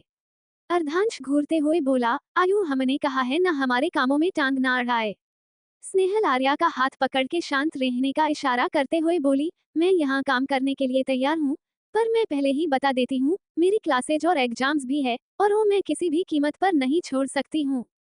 स्नेहल वहां से जाने लगी थी, पर पीछे से अर्धांश टोकते हुए बोला, कहाँ जा रही है आप? स्नेहल बिना पीछे मुड़े बोली, मुझे वापस हॉस्टल जाना, मुझे यहाँ काम करने की बात भी हॉस्टल में बताकर परमिशन लेनी होगी। और अर्धांश बीच में बोला, आप अपना काम आज से और अभी से ही करना शुरू कर, हम आपके यूनिवर्सिटी में बात कर लेंगे। स्नेहल पीछे मुड़ के बोली, ठीक है, बताइए मुझे क्या करना है। अर्धांश संतोष जी को आवाज देकर बुलाया। कुछ ही समय में संतोष जी वहां पहुंच गए थे। अर्धांश संतोष जी से कहा, संतोष जी आप मिस बदतमीज को उनका काम समझा दे और ये भी बता दे कि हमसे 4 गज दूरी बनाए रखे, और आपकी छुट्टी है आज से। संतोष जी हाँ में सर हिला देते हैं। अर्धांश मुस्कुराते हुए ऊपर चला गया था। स्नेहल मुंह बनाकर बोली, 4 गज की दूरी बनाए रखना, इस सड़े हुए महापकाओ और अकडू से चिपकना भी कौन चाहेगा, लोल कहीं कहीं का। आर्या हैरान होकर बोला, संतोष अंकल क्या मैं सोच रहा हूँ वही काम के लिए तो स्नेहल को नहीं रखा गया है ना। संतोष जी हाँ में सर हिला के बोले, उससे भी ज्यादा हुकुम सा। मेरा सारा काम तो दिखेंगी ही, ऊपर से आप लोगों का भी ख्याल रखेंगी। स्नेहल गहरी सांस लेके बोली, अंकल अब हाँ कह दिया है तो करेंगे ही, आखिर गलती भी तो मैंने ही की है। मैंने एक सबक सीखा है, अब तो मैं अपने घर में भी कभी नहीं छुपाने वाली हूँ। पता नहीं कब किसकी कीमत चुकानी पड़ जाए। अंकल जी बता दो क्या काम करना है। संतोष जी सब कुछ बताने लगे। उन्हें आधे घंटे लगे सब कुछ बताने और समझने में। फिर वो वहां से चले गए थे। स्नेहल जाने लगी तो आर्या ने कहा, हे सॉरी भाई की तरफ से। स्नेहल मुस्कुराते हुए पीछे मुड़कर अपना हाथ बढ़ा के बोली, फ्रेंड्स। आर्या हैरान होकर बोला, wow are you serious really. Snehal मुस्कुराकर हाँ में सर हिला दी थी। आर्या खुशी से स्नेहल को गले लगा लिया था। आर्या खुशी से बोला, ओह माय गॉड आप हमारी फ्रेंड बन गई, हम बहुत खुश है। स्नेहल मुस्कुराकर पीठ थपथपाते हुए बोली, आप तो ऐसे खुश हो रहे हैं जैसे कोई सेलिब्रिटी आपका दोस्त बन गया हो। हम भी आपके जैसा पाकर खुश है। अब हम अपना काम करें, हम वापस भी जाना है, नहीं तो अब आपके भाई सा मुझे खा ही जाएंगे। आर्या पेट पकड़कर हंसने लगा था। स्नेहल मुस्कुराकर बोली, क्या आप मुझे दादी सा का कमरा बताएंगे, मुझे दवा भी देना है। आर्या हाथ पकड़ के बोला, आप हमारे साथ चले, हम आपको सबसे मिलवाते हैं और सबका कमरा भी दिखाते हैं और आपको कुछ भी करने की जरूरत नहीं है, आप ऑर्डर दीजिए बस। स्नेहल मुंह बना के बोली, इतनी अच्छी मेरी किस्मत नहीं है। आर्या सबसे पहले दादी के कमरे में ले गया था। दादी सा स्नेहल को देख के बोली, हमें माफ करिए, हमारा पोता थोड़ा गुस्से वाला है, हम उनसे बात करेंगे कि आपको कोई काम ना करना पड़े। स्नेहल ना सर में हिलाकर बोली, नहीं आंटी, हमने प्रॉमिस किया है कि हम अपना सारा नुकसान चुका के ही जाऊंगी। दादी ने कहा, पर बेटा। स्नेहल बीच में बोली, अब पर वर कुछ नहीं, बस आप बता दे आपकी दवाइयाँ कहाँ हैं, हम आपको दे देंगे। ऐसे ही आर्या सबसे मिलवाता है, स्नेहल सबसे मिलकर अच्छा लगता है। कुछ देर बाद अर्धांश अपने कमरे से निकलकर नीचे की ओर जा रहा था। वो किसी फाइल को देखते हुए जा रहा था। सामने से स्नेहल कुछ पेपर्स लेकर हड़बड़ी में जा रही थी, पर और सामने से आ रहे अर्धांश से टकरा गई। वो 4-5 कदम पीछे चली गई थी और अर्धांश वहीं का वहीं खड़ा होकर घूरने लगा था। स्नेहल एक नजर देखकर मुंह बनाकर बगल से जाने लगी थी। अर्धांश तिरछी नजर से देखते हुए खुद से बोला, ये बड़ बोली, कुछ बोली कैसे नहीं, नहीं तो अभी तक क्या अनब सानब बोल दिया होता मुझे, पर नहीं ले बदतमीज, जरूर मुझे मन में कुछ ना कुछ बोल ही रही होगी। स्नेहल गुस्से में खुद से बोली, पता नहीं क्यों बार बार हाथी वाला पहाड़ कहाँ से आ जाता है, कहीं इस पहाड़ के नीचे दब के मार ना जाऊं, इससे टकराती हूँ तो बाउंस होकर पीछे चली जाती हूँ, इतनी गंदी गंदी गली देने का मन कर रहा है, पर क्या करूं, मम्मी की डांट सुनकर कंट्रोल करने की कोशिश कर रही हूँ। अर्धांश टोकते हुए बोला, मिस बदतमीज, मेरे लिए ब्लैक कॉफी स्टडी रूम ले लेते आए। स्नेहल घूरते हुए बोली, मेरा नाम है स्नेहल, अगर नाम से बोलेंगे तो ज्यादा बेहतर होगा, नहीं तो खुद के लिए भी मेरे मुंह से बुरा सुनने की आदत डाल लीजिए, और कौन सी बदतमीजी मैंने कर ली है आपके साथ। अर्धांश मुस्कुराते हुए बोला, आप बोल के दिखाए, तब हम बताएंगे आपके साथ क्या कर सकते हैं, कहीं आपका यूनिवर्सिटी जाना भी बंद ना हो जाए, और जो अपने पापा से ये सब खबरें छुपाई है वो उनके कानों तक ना पहुंच जाए। स्नेहल की आंखें बड़ी हो गई थी, उसे तो झटका लगा हुआ था, अर्धांश को पता कैसे है। स्नेहल मुस्कुरा के बोली, अरे सर आप तो बुरा मान गए, आप स्टडी रूम में जाएं, मैं अपने लिए मेरी स्पेशल कॉफी बनाकर लाती हूँ। स्नेहल वहां से तेजी से भागते हुए नीचे की ओर चली गई थी। अर्धांश स्नेहल को देखकर हंसने लगा था। वो वहां से स्टडी रूम में चला गया था। स्नेहल कुछ देर बाद एक बड़े से कप में ब्लैक कॉफी के बदले कैपुचिनो बना के लाई थी। वो नोक करके अंदर गई, फिर टेबल पर कॉफी रखकर तुरंत बाहर भाग गई थी। अब उसे अर्धांश से कुछ नहीं सुनना था। अर्धांश स्नेहल के जाने के बाद कॉफी पीने के लिए उठाया, एक शिप लेकर आंखें बंद करके बोला, हमम नाइस, मतलब इन बड़बोली को तोड़ने के अलावा कॉफी बनाना भी आता है। स्नेहल रात तक अपना काम खत्म कर ली थी। वो लिविंग रूम में बैठी अर्धांश की माँ से बोली, आंटी मुझे जाना होगा, नहीं फिर मुझे हॉस्टल में घुसने नहीं देंगे। गंगा जी ने कहा, बेटा रुको थोड़ी देर। स्नेहल बेचैनी से टाइम देखते हुए बोली, ठीक है। कुछ देर में एक नौकर कुछ सामान के साथ आया था। गंगा जी वो सामान लेकर स्नेहल को देते हुए बोली, स्नेह ये तुम्हारे लिए डिनर है, मुझे पता है तुमने सुबह से कुछ नहीं खाया है और हॉस्टल में भी तुझे अब कुछ नहीं मिलेगा, तो ये हॉस्टल में जाकर खा लेना, खाली पेट नहीं सोते। स्नेहल की आंखें बड़बड़ा गई थी। वो तरसती निगाहों से देखते हुए बोली, थैंक यू आंटी, आपने मेरी मम्मी की याद दिला दी। गंगा जी गले लगाते हुए बोली, हम भी आपकी माँ को तरह है, आप हमें माँ सा कहे ज्यादा अच्छा लगेगा। आर्या आपको यूनिवर्सिटी तक छोड़ के आएगा। आर्या कार की चाबी हिलाते हुए आते हुए बोला, हे बड़ी चले। स्नेहल नामे सर हिला के बोली, नहीं नहीं मैं कैब या ऑटो से चली जाऊंगी, आपको परेशान ना हो। आर्या कंधे पर साथ रखते हुए बोला, टेक अ चील पिल ब्रो। आर्या स्नेहल को लेकर जाने लगा तो ऊपर सीढ़ियों से अर्धांश की आवाज आई, आयु तारांकन तारांकन 6 चैप्टर 6। आर्या स्नेहल को लेकर जाने लगा तो ऊपर सीढ़ियों से अर्धांश की आवाज आई, आयु। स्नेहल अर्धांश को देखकर बड़बड़ाते हुए बोली, अब ये हाथी के पहाड़ को क्या चाहिए, मतलब मुझे चैन से जीने नहीं देना है। आर्या स्माइल करते हुए पूछा, यस ब्रो। अर्धांश नीचे उतरते हुए बोला, आप सो जाए, हम छोड़ देंगे आपकी दोस्त को। आर्या मुंह बना के बोला, नो ब्रो मुझे भी जाना है, आप सो जाओ, दिन भर आप करते रहते हैं, मुझे नाइट आउट के लिए भी जाना है। अर्धांश प्यार से पूछा, आयु यहाँ का ड्राइविंग लाइसेंस है आपके पास?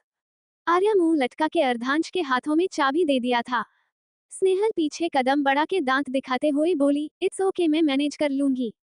अर्धांश बिना देखे जोर से बोला, स्टॉप। स्नेहल सीधे बच्चे की तरह वहां मुंह पे उंगली रख के खड़ी हो गई थी। अर्धांश आर्या के बालों को सवाते हुए बोला, आप हमारे साथ चल सकते हैं। आयुषी मुंह लटका के बोली, भाई सा हमें भी जाना है, आप सिर्फ आयु भाई सा से प्यार करते हैं, हमसे नहीं। अर्धांश मुस्कुराकर बोला, नहीं ऐसा कुछ नहीं, सबको पता है हम किससे ज्यादा प्यार करते हैं, आप चले, हम आपको अपने बगल वाले सीट पर आपका नाम लिख रखा है। आयुषी मुस्कुराकर भागते हुए अर्धांश को गले लगा ली थी। अर्धांश बाहर निकला, उसके पीछे को तीनों भी निकल गए थे। अर्धांश ड्राइविंग सीट पर बैठा, उसके बगल में आयुषी, फिर पीछे सीट पर स्नेहल और आर्या बैठ गए थे। अर्धांश कार स्टार्ट किया और आगे बढ़ गया था। स्नेहल थोड़े देर में कार में ही सो गई थी। आर्या स्नेहल को देख के अर्धांश को देख के बोला, ब्रो ये तो सो गई, हमें कैसे पता चलेगा कौन सा यूनिवर्सिटी में हमें जाना है। अर्धांश बैक व्यू मिरर से स्नेहल को देखकर मुस्कुराया और कार की स्पीड थोड़ा कम कर दिया था। कुछ देर में ही वो एक बड़े से दरवाजे के पास रुके। अर्धांश पीछे मुड़कर स्नेहल को देखते हुए बोला, आयु अपनी दोस्त को उठाए, क्या उन्हें कॉलेज नहीं जाना, या आज मेरी बेडरूम की जगह हमारी कार में रात बिताने वाली है। आयुषी और आर्या हैरान होकर एक साथ बोले, आपको कैसे पता ये स्नेहल दी का कॉलेज है? अर्धांश तिरछी नजरों से देख के बोला, शायद आप भूल रहे हैं हम कौन है, अब उठाए इन्हें नहीं तो गेट बंद कर देंगे ये लोग। आर्या धीरे से बोला, उठो तुम्हारा कॉलेज आ गया है। आयुषी घूरते हुए बोली, भाई सा इतने आवाज में तो आपके पास भी कोई बैठा तो नहीं सुन सकता है, हटो हम उठाते हूँ। आयुषी अपना सीट बेल्ट खोली और स्नेहल के हाथों को पकड़कर हिला के बोली, स्नेहल दी उठो, कॉलेज आ गया आपका। स्नेहल हड़बड़ा के उठते हुए बोली, क्या मैं क्लास के लिए लेट हो गई? आयुषी हंसते हुए बोली, नहीं आप कॉलेज पहुंच गई हैं। स्नेहल उबासी लेते हुए अपना सामान समेटते हुए नींद में बोली, थैंक यू सो मच, कल शाम में मिलते हैं। उसने कार का दरवाजा खोला बिना पीछे मुझे आंखें मसलते हुए चली गई थी। अर्धांश स्नेहल को देखते हुए बोला, ये लड़की पूरी सनकी हुई है। आर्या आयुषी एक साथ बोले, बिल्कुल आपकी तरह ना। अर्धांश कर स्टार्ट करते हुए बोला, हम और उस सनकी के जैसा बिल्कुल भी नहीं। वो कार आगे बढ़ा दिया था। कुछ देर बाद वो लोग इधर उधर घूमकर घर वापस चले गए थे। स्नेहल रजिस्टर में साइन कर अपने कमरे में चली गई थी। वहां सुमन और कृषा बैठे हुए थे, उसे आता देख दोनों भाग के उसे गले लगा ली थी। कृषा घबराते हुए पूछी, स्नेहल क्या हुआ है, तू इतनी लेट आई है, हमारा फोन भी नहीं उठा रही थी। सॉरी यार, गुस्से में थी इसलिए ऐसा बोल दिया था यार। स्नेहल धीरे से बोली, सब बताऊंगी, पहले बैठने तो दो, थक गई हूँ, बहुत नींद आ रही है, और मैं तुझसे गुस्सा नहीं हूँ। मुझे खुद पर गुस्सा आ रहा है कि मैं पागलों की तरह घुस कैसे गई। सुमन उसके हाथों से सामान लेते हुए बोली, अच्छा तुम बैठ जा, और ये ले पानी पी और शांत हो जा। स्नेहल अपने बेड पर गिरते हुए बोली, मेरी लाइफ में शांति बच्ची ही नहीं है, अब मुझे हर दिन उस खड़ूस हाथी का चेहरा देखना पड़ेगा। ये वीक मैं जिंदगी में कभी नहीं भूलूंगी, इतने ट्विस्ट तो किसी सीरियल में नहीं आए हैं जितने मेरी लाइफ में। जिसे प्यार की उस छछूंदर चिटकिया की प्यार नाम से विश्वास उठ चुका है, उसे मार के अपने दिल की भड़ास निकालना चाहती थी, लेकिन नहीं, मैं तो हूँ ही बेवकूफ। सोच सोच के दिमाग खराब तो किया, साथ में तबीयत भी। सोचा दोस्तों के साथ मस्ती करूंगी, पर मेरे ही शर्त ने मुझे ही ले डूबा। मैं एक ऐसी हवेली में घुसी जहाँ 50 से 100 आदमी हवेली के रखवाली के लिए है, बिना कुछ चोरी किए चोर भी बन गई, पूरी हवेली में तोड़ फोड़ कर दिया, उस हाथी के कमरे में भी सो गई, हाथी मेरे हाथों पर भी चढ़ गया। बिना जाने क्या क्या नहीं बक दिया मैंने, वो तो छोड़ो किस भी किया, उतनी देर में धोखा भी याद आ गया। तुम लोगों के जाने के बाद भागने की कोशिश की तो मुझे किडनैप कर लिया गया। थोड़ा सा रोने के बाद मेरे हाथों में बिल थमा दिया गया तो 3.5 लाख का था। वो देख तो पहले समझ में नहीं आया, पर हाथी के पास गई और उसने तो झटके दिए हैं मुझे, उसके बाद तो मैं हार्ट अटैक की मरीज बनने वाली थी। लेकिन जैसे तैसे करके संभाला। कृषा उसके पैरों से जूता निकलकर उसे बैठाते हुए बोली, किस चीज का बिल था? उद्धरण चिन्ह। स्नेहल मुस्कुराते हुए बोली, उसी की जिसकी मैंने तबाही मचाई हुई थी। वहां की जितनी चीजें मेरे उछाल कूद करने टूटी है उसका बिल था। मेरे पास 2 ऑप्शन थे, मैंने दूसरा ऑप्शन चूज किया और मैं अब वहां काम करती हूँ। बिना सैलरी के सारे पैसे मैं इसी ऑप्शन से चुका सकती हूँ। कृषा चीखते हुए बोली, तू पागल है, परसों से एग्जाम है, तू काम करेगी या पढ़ेगी? स्नेहल गहरी सांस लेते हुए उठकर बाथरूम जाते हुए बोली, अंडरस्को मैं कर लूंगी, मैं फ्रेश होकर आती हूँ। सुमन और कृषा सदमे में थी। चैप्टर 7। कृषा बोली, तू पागल है, परसों से एग्जाम है, तू काम करेगी या पढ़ेगी? स्नेहल गहरी सांस लेते हुए उठकर बाथरूम जाते हुए बोली, अंडरस्को मैं कर लूंगी, मैं फ्रेश होकर आती हूँ। सुमन और कृषा सदमे में थी। सुबह का वक्त। कृषा सवार लेकर आई, वो स्नेहल के पास जाकर उठते हुए बोली, स्नेहल उठ, क्लास का टाइम हो रहा है। स्नेहल करवट बदल कर बोली, मैं नहीं जा रही, अगर पॉसिबल हो तो मेरी अटेंडेंस बनवा देना, वैसे भी मुझे उस भूत वाले हवेली भी जाना है।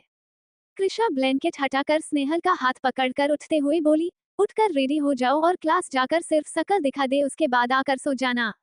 स्नेहल नौटंकी करते हुए बोली, तुम लोग मेरे दोस्त नहीं दुश्मन हो तो मुझे चैन से सोने भी नहीं देते हो। कृषा मुस्कुराकर बोली, थैंक यू, अब उठ। स्नेहल नींद में चलते हुए बाथरूम चली गई। थोड़ी देर में वो रेडी होकर वो और कृषा नाश्ता करने चली गई थी।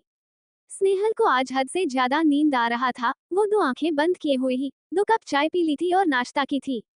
रोहित गले लगाते हुए बोला, सॉरी मेरी जान। स्नेहल गुस्से में रोहित को झिड़कते हुए बोली, दूर दूर दूर रह मुझसे, तेरे लाइव स्ट्रीमिंग के कारण मेरी नींद हराम हो गई है। मेरे से बात मत करियो, नहीं तो सर फोड़ दूंगी। रोहित मासूम सी शकल बना के बोला, माफ कर देना, मैं भी घर में बहुत डांट सुन हूँ। जीजू ने बताया तेरे बारे में, मुझे भी बुरा लगा, मैं भी पैसों का जुगाड़ करता हूँ। रोहित अपने पर्स से अपनी कार्ड निकल के देते हुए बोला, ये मेरा कार्ड है, इसमें ज्यादा तो नहीं लेकिन अभी 50,000 है और मैंने डैड से बात किया है वो। स्नेहल गले लगा के बोली, अरे पागल, मैंने सिर्फ चिड़चिड़ेपन में कह दिया है, और ये पैसे तेरे हैं, मुझे नहीं चाहिए, और ना ही मुझे इसे किसी को देना है। वैसे भी तो मैंने काम करना शुरू कर दिया है, सो टेंशन ना लो, और मैं तो बहुत खुश हूँ कि तुम लोग जैसे दोस्त हो कि मेरी मुसीबत में तुम सब मेरे साथ हो। रोहित स्नेहल के सर पर किस करके बोला, हम हमेशा तेरे साथ है, तू अपने आप को कभी भी अकेला मत समझना, I love so much. Snehal मुस्कुराकर बोली, लव यू टू कुत्ता। स्नेहल थोड़ा देर क्लास में रहने के बाद अपना लैपटॉप और कुछ बुक्स लेकर हवेली के लिए निकल गई थी। कुछ देर में वो हवेली पहुंच गई थी। वो अपना हाथ जोड़ते हुए आसमान में देख के आगे बढ़ते हुए बोली, हे भगवान, बस रहम कर मेरे ऊपर, बस आज का दिन मेरा अच्छा जाए, उस जालिम की शकल भी देखना ना पड़े, नहीं तो वो पूरे घर में इतना भागता जैसे कोई खिलौने वाले कार को नाचता है। बस भगवान दूर रखना जालिम से मुझे। स्नेहल अपना बोलते हुए चली जा रही थी। सामने दरवाजे पर खड़ा अर्धांश स्नेहल को देखता तो कभी आसमान को जहां स्नेहल देख रही थी। वो मुस्कुराते हुए अपना हाथ बांधे खड़ा हो गया था। स्नेहल सीधा जाकर अर्धांश से टकरा गई। वो गिरती कि अर्धांश उसका हाथ पकड़ लिया था। स्नेहल आंखें मिची हुई थी। अर्धांश झटके से स्नेहल को अपनी तरफ खींचकर उसके कानों के पास जाकर बोला, तो मिस सन की, मुझे लगता है आप भगवान से मेरे से रिलेटेड ही मांग रही होंगी। वैसे मैं बता दूं कि आप मुझसे इतनी जल्दी पीछा नहीं छुड़ा सकती है। अभी तो हम आए हैं आपकी जिंदगी में, तो शाम में रेडी रहिएगा मेरी कॉफी के साथ। अर्धांश जब का चला गया था पर स्नेहल वहीं की वहीं खड़ी थी। उसके नाक और दिमाग में अर्धांश में परफ्यूम की खुशबू महक रही थी, जैसे उसे वहां कोई उस खुशबू में बांध गया हो। 5 मिनट हो चुके थे। अर्धांश कार लेकर आया और अभी भी स्नेहल को वैसे ही खड़ा देखा तो हॉर्न बनाकर बोला, मिस सनकी, ख्वाब देखना हो गया हो तो हवेली में जाकर काम करें। स्नेहल आवाज सुनकर तुरंत अपना सर झटक के पीछे मुड़कर अर्धांश को देखकर मुंह टेढ़ा करके बुदबुदाते हुए बोली, बस यही कसर बाकी था। ओह गॉड, उठा ले, मुझे नहीं रहा जा रहा है दुष्टों के साथ। स्नेहल पैर पटकते हुए अंदर चली गई थी। अर्धांश हंसते हुए वहां से चला गया था। स्नेहल अपना सामान सोफे पर रख कर सबके कमरे में जाकर सबका हक चल पूछी थी। दादी सा का दवा देकर अपना काम करने लगी थी। किचन में जाकर चेक की खाना बन रहा है कि नहीं, और नौकरों को समझाती थी करना क्या है। फिर वो एक कोने बैठकर अपना लैपटॉप खोल के पढ़ाई करने लगी थी। उससे पढ़ाई से ज्यादा उबासियां आ रही थी। वो पानी पीने के लिए उठी थी कि आर्या भागते हुए उसके के पास आया और उसका हाथ पकड़ के बोला, मेरे साथ चलो, मुझे कुछ दिखाना है। स्नेहल अपने बुक्स और लैपटॉप को देखते हुए बोली, आयु कहाँ ले जा रहे हो, रुको तो बुक्स और लैपटॉप बंद करने दो। आर्या रुककर बुक्स और लैपटॉप देखा और स्नेहल गहरी सांस लेते हुए बोली, वो मेरे एग्जाम है कल से, इसलिए मैंने सोचा खाली तुम में थोड़ा पढ़ लूंगी। आर्या स्नेहल की सारी चीजें उठते हुए बोला, आप यहाँ क्यों पढ़ रहे हैं? आप स्टडी रूम में जाकर पढ़ो, वहाँ कोई आपको डिस्टर्ब नहीं करेगा। स्नेहल उसके हाथों से सारी चीजें लेते हुए बोली, नहीं मैं ठीक हूँ, यहाँ भी मुझे कोई परेशान नहीं कर रहा है। आर्या दोबारा सामान लेते हुए बोला, नू आप हमारे साथ चले, यहाँ कितनी आवाज आ रही है, अगर ब्रो से डर रहे हो ना तो हम उनसे बात कर लेंगे। स्नेहल सर पकड़ के बोली, आयु आप समझते क्यों नहीं है, यहाँ से हम कोई भी काम कर लेंगे, स्टडी रूम में रहेंगे तो किसी की आवाज तक नहीं आएगी मेरे पास। आर्या मुस्कुराते हुए बोला, जब तक आपका एग्जाम है तब तक आपको कोई परेशान तक नहीं करेगा, ये हमारा वादा है। आर्या स्नेहल की एक भी बात नहीं सुनता है, उसे खींचते हुए स्टडी रूम में ले जाकर एक चेयर पर बैठाकर सारा सामान उसके सामने रखते हुए बोला, अब आप शांति से यहाँ पढ़े। स्नेहल मुंह बना के बोली, तुम तो मेरी क्लास लेने पर तुले हो, खड़ूस आया और देख लिया ना मैं उसकी चेयर पर बैठी हूँ, वो मुझे जिंदा जी मारा घोषित कर देंगे। आर्या मुस्कुराकर बोला, भाई सा कभी पढ़ाई के लिए नहीं टोकते हैं, क्योंकि उन्हें पढ़ाई करना बहुत पसंद है। स्नेहल खुद से बोली, मुझे देखकर तो पढ़ाई भी दुश्मन हो जाएगी। स्नेहल बात बदलते हुए बोली, अच्छा ये बताओ आप मुझे क्यों बुलाने आए थे? आर्या मुस्कुराकर बोला, अभी पढ़ो, मैं वो चीज बाद में दिखाऊंगा, और बाय बाद में मिलते हैं। स्नेहल पढ़ने लगी थी। कुछ देर में एक मेड स्नेहल के लिए चाय और पानी लेकर आ गई थी। स्नेहल हैरान होकर बोली, आपको ये कौन लाने को कहा है, मुझे नहीं चाहिए। वो नौकर बोला, छोटे हुकुमसा ने कहा था आपको देने के लिए। वो वहां से चली गई थी। स्नेहल शाम तक उसी रूम में थी, कभी पढ़ती तो कभी सोती, उसकी आंखें पूरी लाल हो चुकी थी। अर्धांश शाम में ऑफिस से आ गया था। दरवाजे से ही अर्धांश के हाथों से कोट और बैग ले लिया गया था। एक नौकर ने पूछा, हुकुमसा आपकी कॉफी? वो नमे सर हिला के ऊपर अपने कमरे में चला गया था। कुछ देर बाद वो फ्रेश होकर स्टडी रूम की तरफ चला गया था। दरवाजा खुलने की आवाज से स्नेहल दरवाजे की तरफ देखने लगी थी। अर्धांश को देखते ही स्नेहल हड़बड़ा कर चेयर से उठते हुए बोली, वो मुझे रूम लेकर आई थी, नहीं मैं यहाँ नहीं आई थी, और चेयर आर्या पर बैठा था। ओह गॉड मैं क्या बोल रही हूँ, मैं कॉफी लेकर आती हूँ। स्नेहल अर्धांश के बगल से जाने लगी कि अर्धांश स्नेहल का हाथ पकड़ के रोक लिया था। स्नेहल की तो जैसे जान अटक गई थी। चैप्टर 8। स्नेहल भागती कि अर्धांश हाथ पकड़ के अपनी तरफ खींच लिया था। स्नेहल की सांसें अटक गई थी। दोनों एक दूसरे के आंखों में देखने लगे थे। उसके दिमाग में जैसे कुछ खटका, वो तुरंत हाथ छुड़ाकर 2 कदम पीछे चली गई थी। अर्धांश गला साफ करके कुछ बोलता कि स्नेहल धीरे से बोली, मैं कॉफी लाती हूँ। वो तुरंत वहां से भाग गई थी। अर्धांश स्नेहल को थोड़े भागता भागते हुए जाते देखता रहा, फिर वो स्नेहल जहां बैठी थी वहां जाकर स्नेहल के बुक्स और लैपटॉप देखकर मुस्कुराने लगा था। वो उसी चेयर पर बैठकर किताब के पन्ने पलटकर पढ़ने लगा था। स्नेहल आधे घंटे बाद कॉफी और थोड़ा सा नाश्ता लेकर स्टडी रूम आ गई थी। वो अर्धांश को अपना बुक्स को पढ़ता देखकर हड़बड़ाते हुए उसके पास आते हुए बोली, वो मेरे है। ट्रे रख के बोली, मैं अभी हटा देती हूँ, मैं इस कमरे में नहीं आना चाहती थी, मैं अच्छे से किचन के पास वाले टेबल पर पढ़ रही थी, पर आर्या जबरदस्ती यहाँ ला दिया मुझे, मैं अभी निकल जाती हूँ इस कमरे से। अर्धांश बीच में टोकते हुए बोला, आप यहाँ बैठ के पढ़ सकती है, हमें कोई प्रॉब्लम नहीं है, आप वहाँ बैठ जाए, आपको कोई परेशान नहीं करेगा, जब तक आपका एग्जाम खत्म नहीं होता आपको काम करे की जरूरत नहीं है, ये हमारा हुक्म है। स्नेहल आंखें बड़ी कर अर्धांश को देख रही थी। अर्धांश कुछ देर तक कुछ आवाज ना आने पर स्नेहल की तरफ मुड़कर उसे देखा। अर्धांश मुस्कुराते हुए बोला, मिस सनकी अगर आपने ख्वाब देख लिए हो तो आप अपनी पढ़ाई कर सकती है। स्नेहल अपनी हाथ आगे करते हुए बोली, चिट्ठी काटो, मुझे विश्वास नहीं हो रहा है आप मुझसे इतनी प्यार से बात कर रहे हो, मुझे तो लगा मैं सिर्फ यहाँ आपकी डांट और खड़ूस वाली शकल देखने आई हूँ, हाय मुझे इतनी खुशी कभी नहीं मिली। अर्धांश भावे चढ़ा के बोला, खड़ूस, हम सोच रहे थे आपको चिट्ठी काटने के वजह थप्पड़ मारे, आपको किसने कहा है कि आपकी छुट्टी है, आपको हर दिन यहाँ आना होगा, अभी जाकर पढ़ाई करें नहीं तो हम आपसे पेमेंट की सुध भी लेने लगेंगे। स्नेहल का तुरंत हंसता खिलता हुआ चेहरा मायूस हो गया था, तो वो अपने हाथों को नोचते हुए मन ही मन अर्धांश को गली दे रही थी। अर्धांश अपनी फाइल उठते हुए बोला, मुझे घूरने से कुछ नहीं होने वाला है। स्नेहल अर्धांश के सामने वाले चेयर पर बैठ गई थी, उसे घूरते हुए खुद से बोली, ये हाथी कभी नहीं बदल सकता, इतनी जल्दी मेरी खुशियों पर अपनी बातों का पानी फेर दिया था। स्नेहल बुक खोल के पढ़ने लगी थी। अर्धांश भी अपने फाइल में घुस गया था। आज अर्धांश को पढ़ती हुई स्नेहल बहुत अच्छी लग रही थी। जैसे अर्धांश उसे देखते हुए जानना समझना चाहता था। स्नेहल को देखकर ऐसा लग रहा था किसी बच्चे होमवर्क दिया हो और वो मन लगाकर अपना काम पूरा करने में लगा हुआ था। अर्धांश स्नेहल को देखते हुए खुद से बोला, आप क्या है मिस स्नेहल, आपका थोड़े वक्त में चिढ़कर चिल्लाना, मुझे किसी बच्चों की तरह अलग अलग नाम देना। क्या आप अभी जितनी मासूम दिख रही है, क्या आपका दिल भी इतनी ही मासूम है? आपकी कभी कभी ऐसे दूर जाती है जैसे मुझसे आपको नफरत हो। काश हम कह सकते आपके साथ हमें भी पढ़ाई करने का मन कर रहा है। उस रूम में पूरा सन्नाटा पसरा हुआ था, सिर्फ पन्नों की पलटने की आवाज दोनों के कानों में जा रही थी। अर्धांश कभी स्नेहल को देखता तो कभी अपनी फाइल्स को। 2 घंटे हो गए थे वहीं बैठे बैठे। स्नेहल अंगड़ाई लेकर एक नजर अर्धांश को देखकर चेयर से उठ गई थी और वहां से बाहर जाने लगी थी। अर्धांश सर नीचे किए हुए भी स्नेहल की सारे हरकतें देख रहा था। उसके जाते ही वो दरवाजे की तरफ देखने लगा था। शाम से रात हो गई थी। स्नेहल अपना सारा काम खत्म करके हॉस्टल के लिए निकल रही थी। आज भी अर्धांश, आयुषी और आर्या उसे हॉस्टल छोड़ने गए थे। लगातार एग्जाम होने लगे थे। स्नेहल भी दिन रात जागकर अपनी पढ़ाई करती थी। वो दिल्ली हवेली जरूर जाती थी पर उसे कुछ करने ही नहीं दिया जाता था। अर्धांश ने सबको हुक्म दिया था कि स्नेहल को कोई भी कुछ काम के लिए ना बोला जाए। अर्धांश को भी अब स्नेहल को चिड़चिड़ाने में अच्छा लगता था। स्नेहल कुछ भी बोली तो अर्धांश स्नेहल को कोई ना कोई धमकी दे दिया करता था। अब अर्धांश को भी पता चल गया था स्नेहल किस टाइम क्या सोचती है, क्या करती है। दोनों किसी चिड़चिड़े बच्चों की तरह लड़ा करते थे।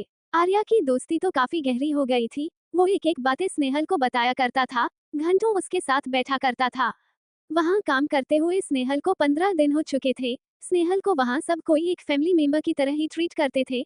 चाहे सुबह का नाश्ता हो या डिनर, सब कोई स्नेहल के साथ ही करते थे। स्नेहल अपने फैमिली से दूर रहकर भी उसे अर्धांश की फैमिली से अपने परिवार वाला प्यार मिलता था। आज स्नेहल की इस सेमेस्टर की आखिरी परीक्षा थी। वो सुबह 5 बजे ही उठी हुई थी। वो कृषा का सामान रखवाने में मदद कर रही थी। आज उसके सारे दोस्त छुट्टियों घर जा रहे थे। वो मुंह लटका कर घूम रही थी। कृषा स्नेहल को देख के बोली, स्नेहल तुझे ऐसे छोड़कर मुझे भी जाने का मन नहीं है, पर क्या करूं, इससे पहले वाले में घर नहीं गई थी। और तू? स्नेहल बीच में बोली, मैं सिर्फ इसलिए उदास हूँ क्योंकि मुझे भी मम्मी से मिलने का मन कर रहा है। मेरे करना तुम लोग अपनी वैक्शन क्यों बर्बाद कर रहे हो? काम से काम कोई तो घर जाए। ले ये सामान रख, मैं वार्डन से बात करके आती हूँ। कृषा मुस्कुराकर हाँ में सर हिला दी थी। स्नेहल नीचे जाते हुए टाइम देख के सर पीटते हुए वापस कमरे में जाते हुए बोला, मैं लेट हो गई हूँ, टाइम से नहीं पहुंची तो एग्जाम हॉल में घुसने नहीं दिया जाएगा। स्नेहल रूम में जाकर कपड़े निकलते हुए बोली, मैं लेट हो रही हूँ, मैं सवार लेने जा रही हूँ। इतना बोलते ही स्नेहल बाथरूम चली गई थी। कुछ देर में वो रेडी होकर एग्जाम हॉल में चली गई थी। 3 घंटे बाद सबका एग्जाम खत्म हुआ। स्नेहल हॉस्टल की तरफ जाने लगी थी क्योंकि कुछ ही देर में उसके सारे घर के लिए निकलने वाले थे। वो जा ही रही थी कि बगल सिद्धार्थ अपने दोस्तों के साथ हंसते हंसते चिल्ला चिल्ला के बोला, हे ब्रो, लगता मैं नहीं मिला तो किसी और के पास मुंह मारने जा रही होगी। तुम लोग ने तो देखा ही है कैसे हमसे चिपकती रहती थी। उसका दोस्त हंसते हुए बोला, अच्छा किया ब्रो जो ब्रेकअप कर लिया, वैसे भी मुझे लगता है तुम्हारे पैसे देखकर ही तुम्हारे साथ थी, तुम्हारे लायक थी भी नहीं, तुम्हारे लिए तो लड़कियों की लाइन लगी हुई है। दूसरे ने कहा, मैं हर रात देखता हूँ, हर रात एक महंगी कार से कॉलेज छोड़ने आती है, अलगता आपसे बड़ा माल फंसाया है। स्नेहल अपनी मुट्ठी बांधकर सारी बात सुन रही थी। उसके दिमाग में एक ही बात चल रहा था, ये लोग इतने बेशर्म कैसे हो सकते थे। वो गहरी सांस लेकर मुस्कुराते हुए सिद्धार्थ के पीछे झांकते हुए बोली, कहा है लड़कियों की लाइन, तुम्हारी उस रात वाली लैला ने भी साथ छोड़ दिया क्या? सो सेड, उस दिन की सच्ची कहानी अपने दोस्तों को भी नहीं बताई। चलो कोई बात नहीं, मैं बता देती हूँ। उसका एक दोस्त बीच में बोला, हमें सब पता है। स्नेहल मुस्कुराते हुए बोली, क्या इसने ये बताया मेरे साथ रिलेशन में होने के भी उस रात तुम किसी को लड़की को आधे कपड़े में किस कर रहे थे? और ये इसलिए एडमिटेड था क्योंकि मैंने इसके प्राइवेट पार्ट में इतना मारा कि ये चल भी नहीं पा रहा थे। सिद्धार्थ गुस्से में स्नेहल के गाल को दबोचते हुए कहा, यू बीच, मुझे फालतू बोलेगी? तू बोल ना, हर रात किसके बिस्तर गर्म? सिद्धार्थ ने इतना कहा था कि स्नेहल के बगल से अर्धांश आकर सिद्धार्थ का हाथ पकड़कर मोड़ते हुए कहा, जबान संभाल ले नहीं तो आप और आपका परिवार यहाँ रहने लायक नहीं रहेगा। एक कट से आवाज आई और सिद्धार्थ का हाथ टूट गया और वो दर्द से कहराने लगा था। अर्धांश एक मुक्का उसके चेहरे पर मारा और सिद्धार्थ के मुंह और नाक से खून निकलने लगा था। स्नेहल शौक में खड़ी थी। अर्धांश और मरता की अर्धांश का हाथ पकड़ के बोली, आप यहाँ क्या कर रहे हैं? अर्धांत गुस्से में पीछे मुड़कर ऊंची आवाज बोला, आप हमें अपने सामान के साथ कार में दिखनी चाहिए, जाए के जाए, हम आपके किसी भी सवाल का जवाब नहीं देंगे। स्नेहल हाथ पकड़े सदमे में जा चुकी थी। अर्धांश जोर से चिल्लाकर बोली, आई सेड गो। स्नेहल को झटका लगा, वो वहां से तुरंत भागी। मुझे पता है मैं बहुत लेट हुई, पर घर में पूजा और ट्रैवल करने सारा टाइम निकल गया, वापस अपने छुट्टियां खत्म करके आ गए। अब पढ़ाई के साथ साथ आपको डेली एपिसोड देने की पूरी कोशिश करूंगी। माफ करना उतने दिन के लिए। CH9 chapter 9। स्नेहल हाथ पकड़े सदमे में जा चुकी थी। अर्धांश जोर से चिल्लाकर बोली, आई सेड गो। स्नेहल को झटका लगा, वो वहां से तुरंत भाग गई थी।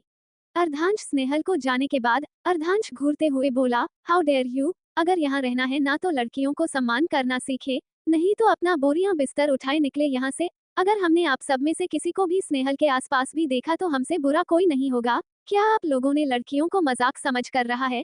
जब प्यार दे नहीं सकते तो किसी दिल के साथ खेलना भी नहीं चाहिए, बेशर्मी की भी हद होती है। सिद्धार्थ गुस्से से में बोलना चाहा, पर उसके दोस्त के उसके मुंह पर हाथ रख के सर झुका के बोला, हमें माफ करिएगा हुकुम सा, अब कभी ऐसा नहीं होगा।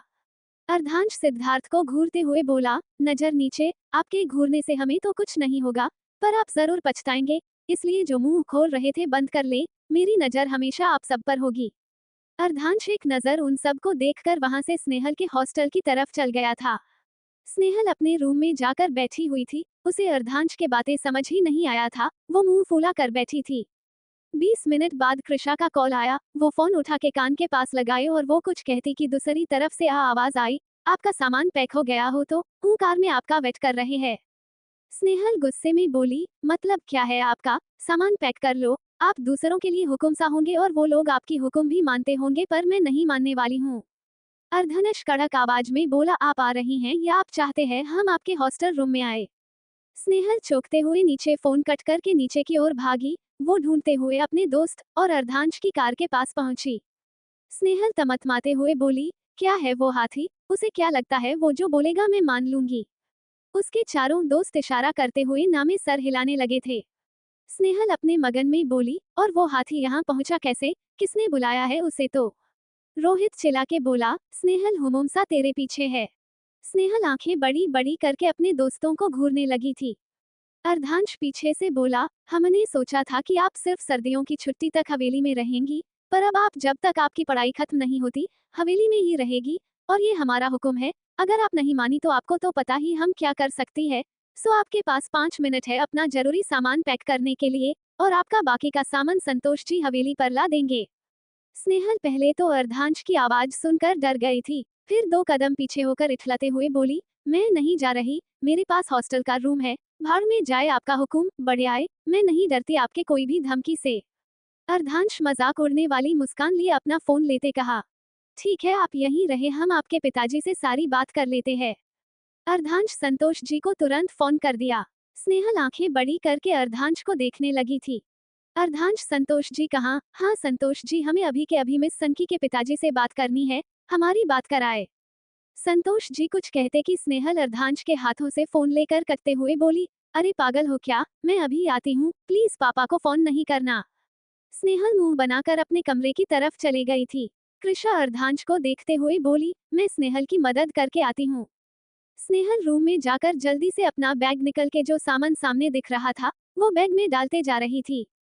कृषा हैरान होकर स्नेहल के हाथों से कपड़े लेते हुए बोली, पागल लड़की क्या कर रही है, ऐसे सामान कौन रखता है? स्नेहल चिड़चिड़ा कर बोली, क्या करूं पता नहीं वो कौन सा टाइम था तो ये खड़ूस मेरे माथे में मर गया है, मेरे पास डिलीट करने वाला सिस्टम होता ना तो सबसे पहले इस हाथी को थी डिलीट कर देती। भगवान ने आधा दिमाग डालना भूल गए हैं इस हाथी के दिमाग में। इस खड़े के घर पर काम करने क्या लगी, जब देखो तब मुझे धमकी देते रहता है, मुंह से इतने गंदे गंदे गली निकल रही है। कृषा स्नेहल का बैग पैक करते हुए बोली, बस कर स्नेहल, तू ही तो कहती है हुकुम सा का पूरा परिवार तुझे एक फैमिली मेंबर की तरह ट्रीट करते हैं, तो बता तू अकेले भूत की तरह पूरी छुट्टियों में इस हॉस्टल में रहती, अब वहाँ रहेगी तो अपने फैमिली को भी मिस नहीं करेगी, अब गाली देना बंद कर और शांत हो जा। स्नेहल अपना सामान ढूंढते हुए भी फुनफुना ही रही थी। कुछ देर में दोनों स्नेहल का बैग लेकर नीचे आ गए थे। रोहित तुरंत दोनों के हाथ से बैग लेकर कार में रखने लगा। स्नेहल अर्धांश को घूरकर कृषा को गले लगा लिया। कृषा सर सहलाते हुए बोली, अच्छे से रहना, अब अगले साल न्यू ईयर में मिलेंगे, अपना ख्याल रखना। स्नेहल भी मुस्कुराकर बोली, तू भी अपना ख्याल रखना। सुमन भी स्नेहल को गले लगाकर ख्याल रखने का बोली, और स्नेहल भी। ऐसे ही स्नेहल जिगर को भी गले लगाई। फिर रोहित को थोड़े दूर पर खड़ा देखकर मुस्कुराते हुए भाग कर गले लगा ली।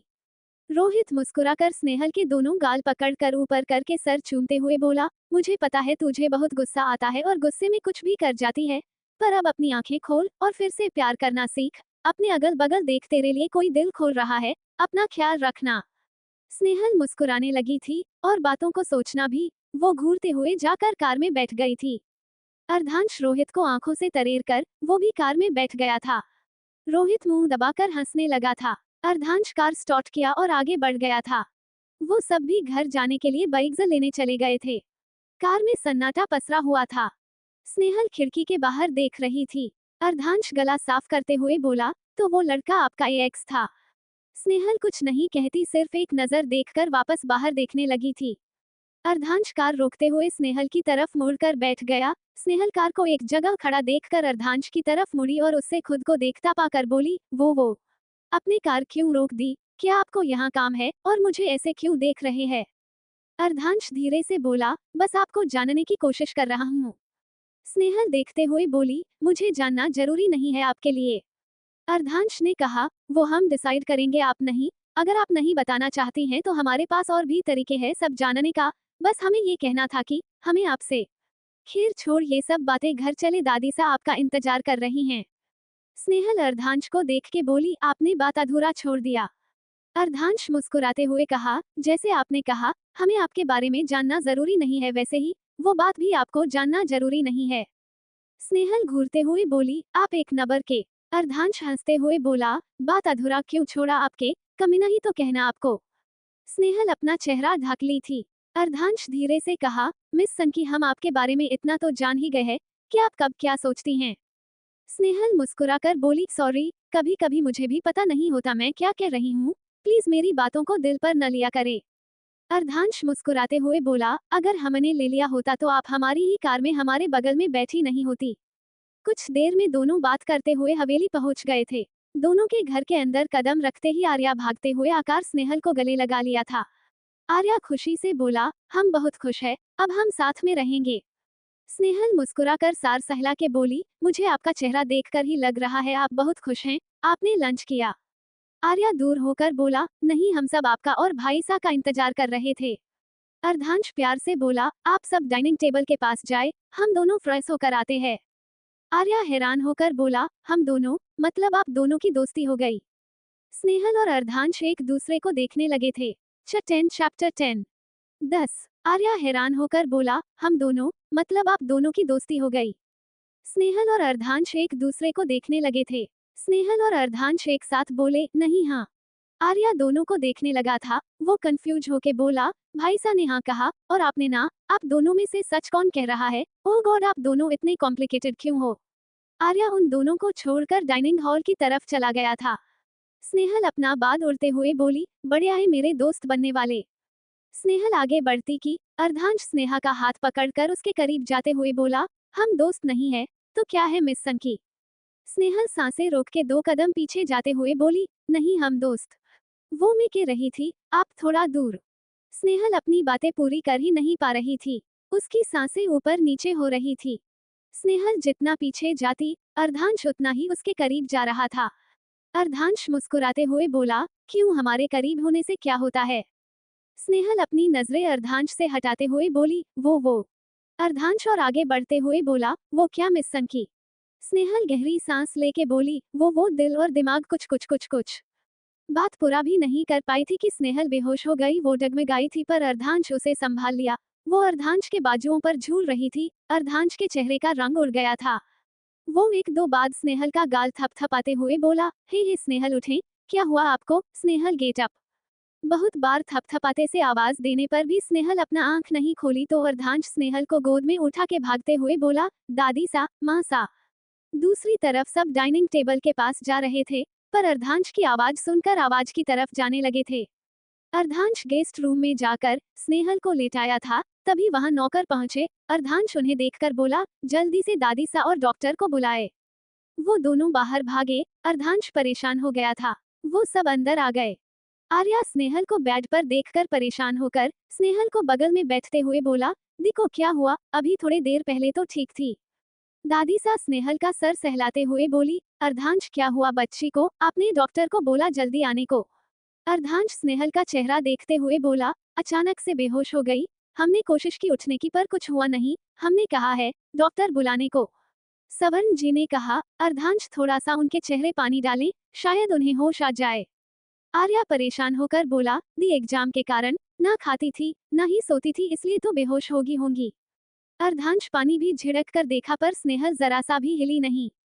सब कोई उसे घेर के बैठे हुए थे। कुछ देर में डॉक्टर आए, सब कोई बाहर वेट कर रहे थे। डॉक्टर कुछ देर में बाहर आए। अर्धांश परेशानी भरे आवाज में बोला, डॉक्टर। डॉक्टर ने कहा, उनका शुगर लेवल बहुत कम हो गया है और उनकी हार्ट बीट बहुत बड़ी हुई है, उन्हें किसी चीज का झटका लगा था क्या? अर्धांश को हंसी आ गई थी, पर वो कंट्रोल करते हुए पूछा, उन्हें होश कब आएगा? डॉक्टर ने कहा, हमने इंजेक्शन दे दिया, कुछ घंटों में होश आ जाएगा और उन्हें कुछ मीठा खिला दीजिएगा, अब हम चलते हैं। अर्धांश एक नौकर को इशारा किया, वो नौकर हाँ में सर हिला के डॉक्टर का बैग लेकर बाहर छोड़ने चला गया था। दादी सा सबसे बोली, स्नेहल को आराम करने दे, चले सब खाना खाने, हम बावर्ची को बोलकर स्नेहल के लिए जलेबी बनवाते हैं। अर्धांश को छोड़कर सब खाने चले गए थे। अर्धांश एक बार स्नेहल के कमरे में जाकर उसे मुस्कुराते हुए देखता है, फिर उसके नाक छू के बोला, इट्स तो क्यूट। अर्धांश बाहर आकर अपने कमरे में चला गया था, वो चेंज करके खाने चला गया था। आर्या खाना खाने के बाद स्नेहल के पास बैठकर उसका सर सहलाने लगा था। स्नेहल को 2 घंटे बाद होश आने लगा था, वो अचानक से उठकर बोली, वो मेरे दिल और पेट में तितली उड़ने लगता है। आर्या साइड से उठकर स्नेहल के पास जाकर उसे पानी देते हुए बोला, दी आप ठीक है, और आपके दिल में और पेट में तितली क्यों उड़ता है? स्नेहल सर आर्या को देखकर बोली, वो शायद मैं सपने देख रही थी, और मैं यहाँ क्या कर रही हूँ, मुझे यहाँ कौन लाया?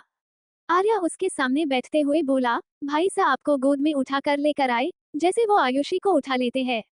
स्नेहल जोर से चिल्लाई, क्या? आर्या कान बंद करके बोला, अरे क्या हुआ, आप चिल्ला क्यों रही हो?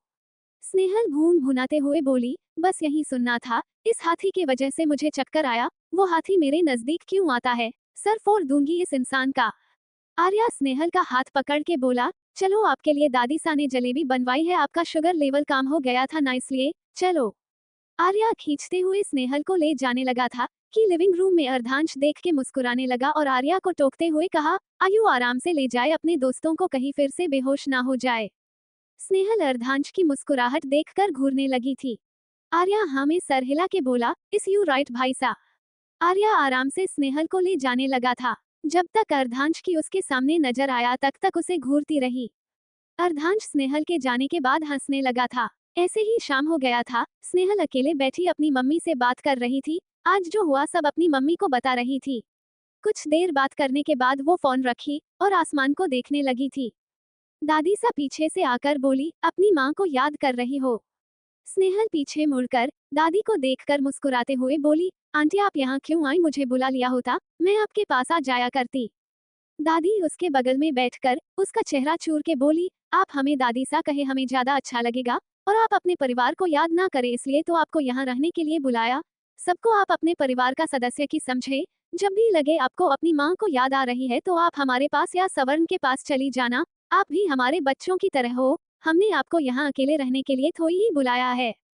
स्नेहल मुस्कुराकर बोली, थैंक यू दादी सा, आप बहुत अच्छी है, आप सब ने कभी मुझे घर की याद आने ही नहीं देते है। अभी आप अंदर चले, बाहर बहुत ठंड है, और मैं चाय बनाकर लाती हूँ आपके लिए। दादी सा मुस्कुराकर बोली, आपको सब पता होता है हम क्या चाहिए। स्नेहल खिलखिला के हंसते हुए बोली, क्योंकि आप ही मेरी बेस्ट फ्रेंड हो, और मैं अच्छे से समझ गई हूँ आपको किस टाइम क्या चाहिए, अब तो हम चुगली वाली भी बेस्ट फ्रेंड है। दादी गले लगा के हंसने लगी थी। स्नेहल उनका हाथ पकड़कर घर में ले गई थी। फिर किचन में जाकर बावर्ची को चाय कॉफी बनाने को बोली। बावर्ची स्नेहल से कहा, बाई सा हम सब के लिए बना लेंगे, पर आप हुकुम के लिए कॉफी बना दे, उन्होंने हुकुम देख कहा था आप बनाकर देंगी। स्नेहल चिढ़कर बुदाबुदाते हुए बोली, कॉफी बनाऊं उस खड़ूस के लिए, मेरा बस चले तो मिर्ची वाला कॉफी पिलाऊं, समझता क्या है खुद को, मुझे तो मिर्ची भी कम लगती है, जहर, हाँ जहर मिला दूं। बावर्ची स्नेहल को देख के बोला, बाई सा कॉफी। स्नेहल मुस्कुराकर हाँ में सर हिला दी थी। फिर कॉफी बनाने लगी थी। कॉफी बनाकर बावर्ची के हाथों में कप देते हुए बोली, लीजिए मैंने बना दिया, अब आप दे दो, और मैं सबकी चाय ले जाती हूँ। स्नेहल चाय की ट्रे उठा के बाहर निकल गई थी। वो सबसे पहले दादी सा के कमरे में जाकर चाय देते हुए बोली, दादी सा आपकी चाय, आप कुछ और लेंगी? दादी नामे सर हिला के बोली, नहीं पर आपकी चाय कहाँ है? स्नेहल एक और कप वहीं रखते हुए बोली, ये रही मेरी चाय और मैं आपके साथ ही बैठकर एंजॉय करूंगी, पर ये सबको देकर आती हूँ। दादी हाँ में इशारा किया था। स्नेहल आर्या के रूम में जाकर उठते हुए बोली, आर्या उठो, अभी कौन सोता है, उठो चाय पी लो, दी हम बहुत थक गए हैं। स्नेहल ब्लैंकेट हटाते हुए बोली, थोड़ी देर बाद डिनर करके सो जाना, पर अभी उठो।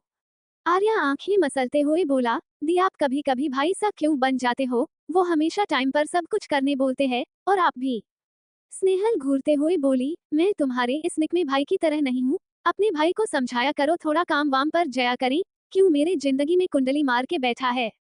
आर्या हंसते हुए बोली, ओहो हमारा भाई निकम्मा नहीं है, वो वर्कोहॉलिक है, वो तो आज सिर्फ दादी सा के बोलने पर ऑफिस से हाफ डे लेकर आपको कॉलेज गए थे आपको लेने, वो बहुत पंचुअल है टाइम के। स्नेहल मुंह बना के बोली, बड़ा आए अपनी भाई का गुणगान गाने, मुझे फोन कर दिया होता मैं आज जाती। आर्या स्नेहल के गोद में सर रखते हुए बोला, सबको पता था आप मना करोगे इसलिए हमने, और अब भी भाई की तरह सनकी हो इसलिए हमने भाई को भेजा था आपको लेने। स्नेहल घूरते हुए बोली, शट अप, और मैं तुम्हारे सनकी भाई की तरह नहीं हूँ, अब उठो और चाय पियो, मुझे दादी सा के पास जाना है, उससे पहले आंटी के पास जाऊंगी चाय देने। आर्या उठते हुए बोला, ठीक है मैं भी दादी सा के पास पीऊंगा। स्नेहल कंधे उचकाकर संवारना के कमरे में उन्हें चाय दी। वो थोड़ी परेशान दिख रही थी। वो सर पकड़कर बैठी हुई थी।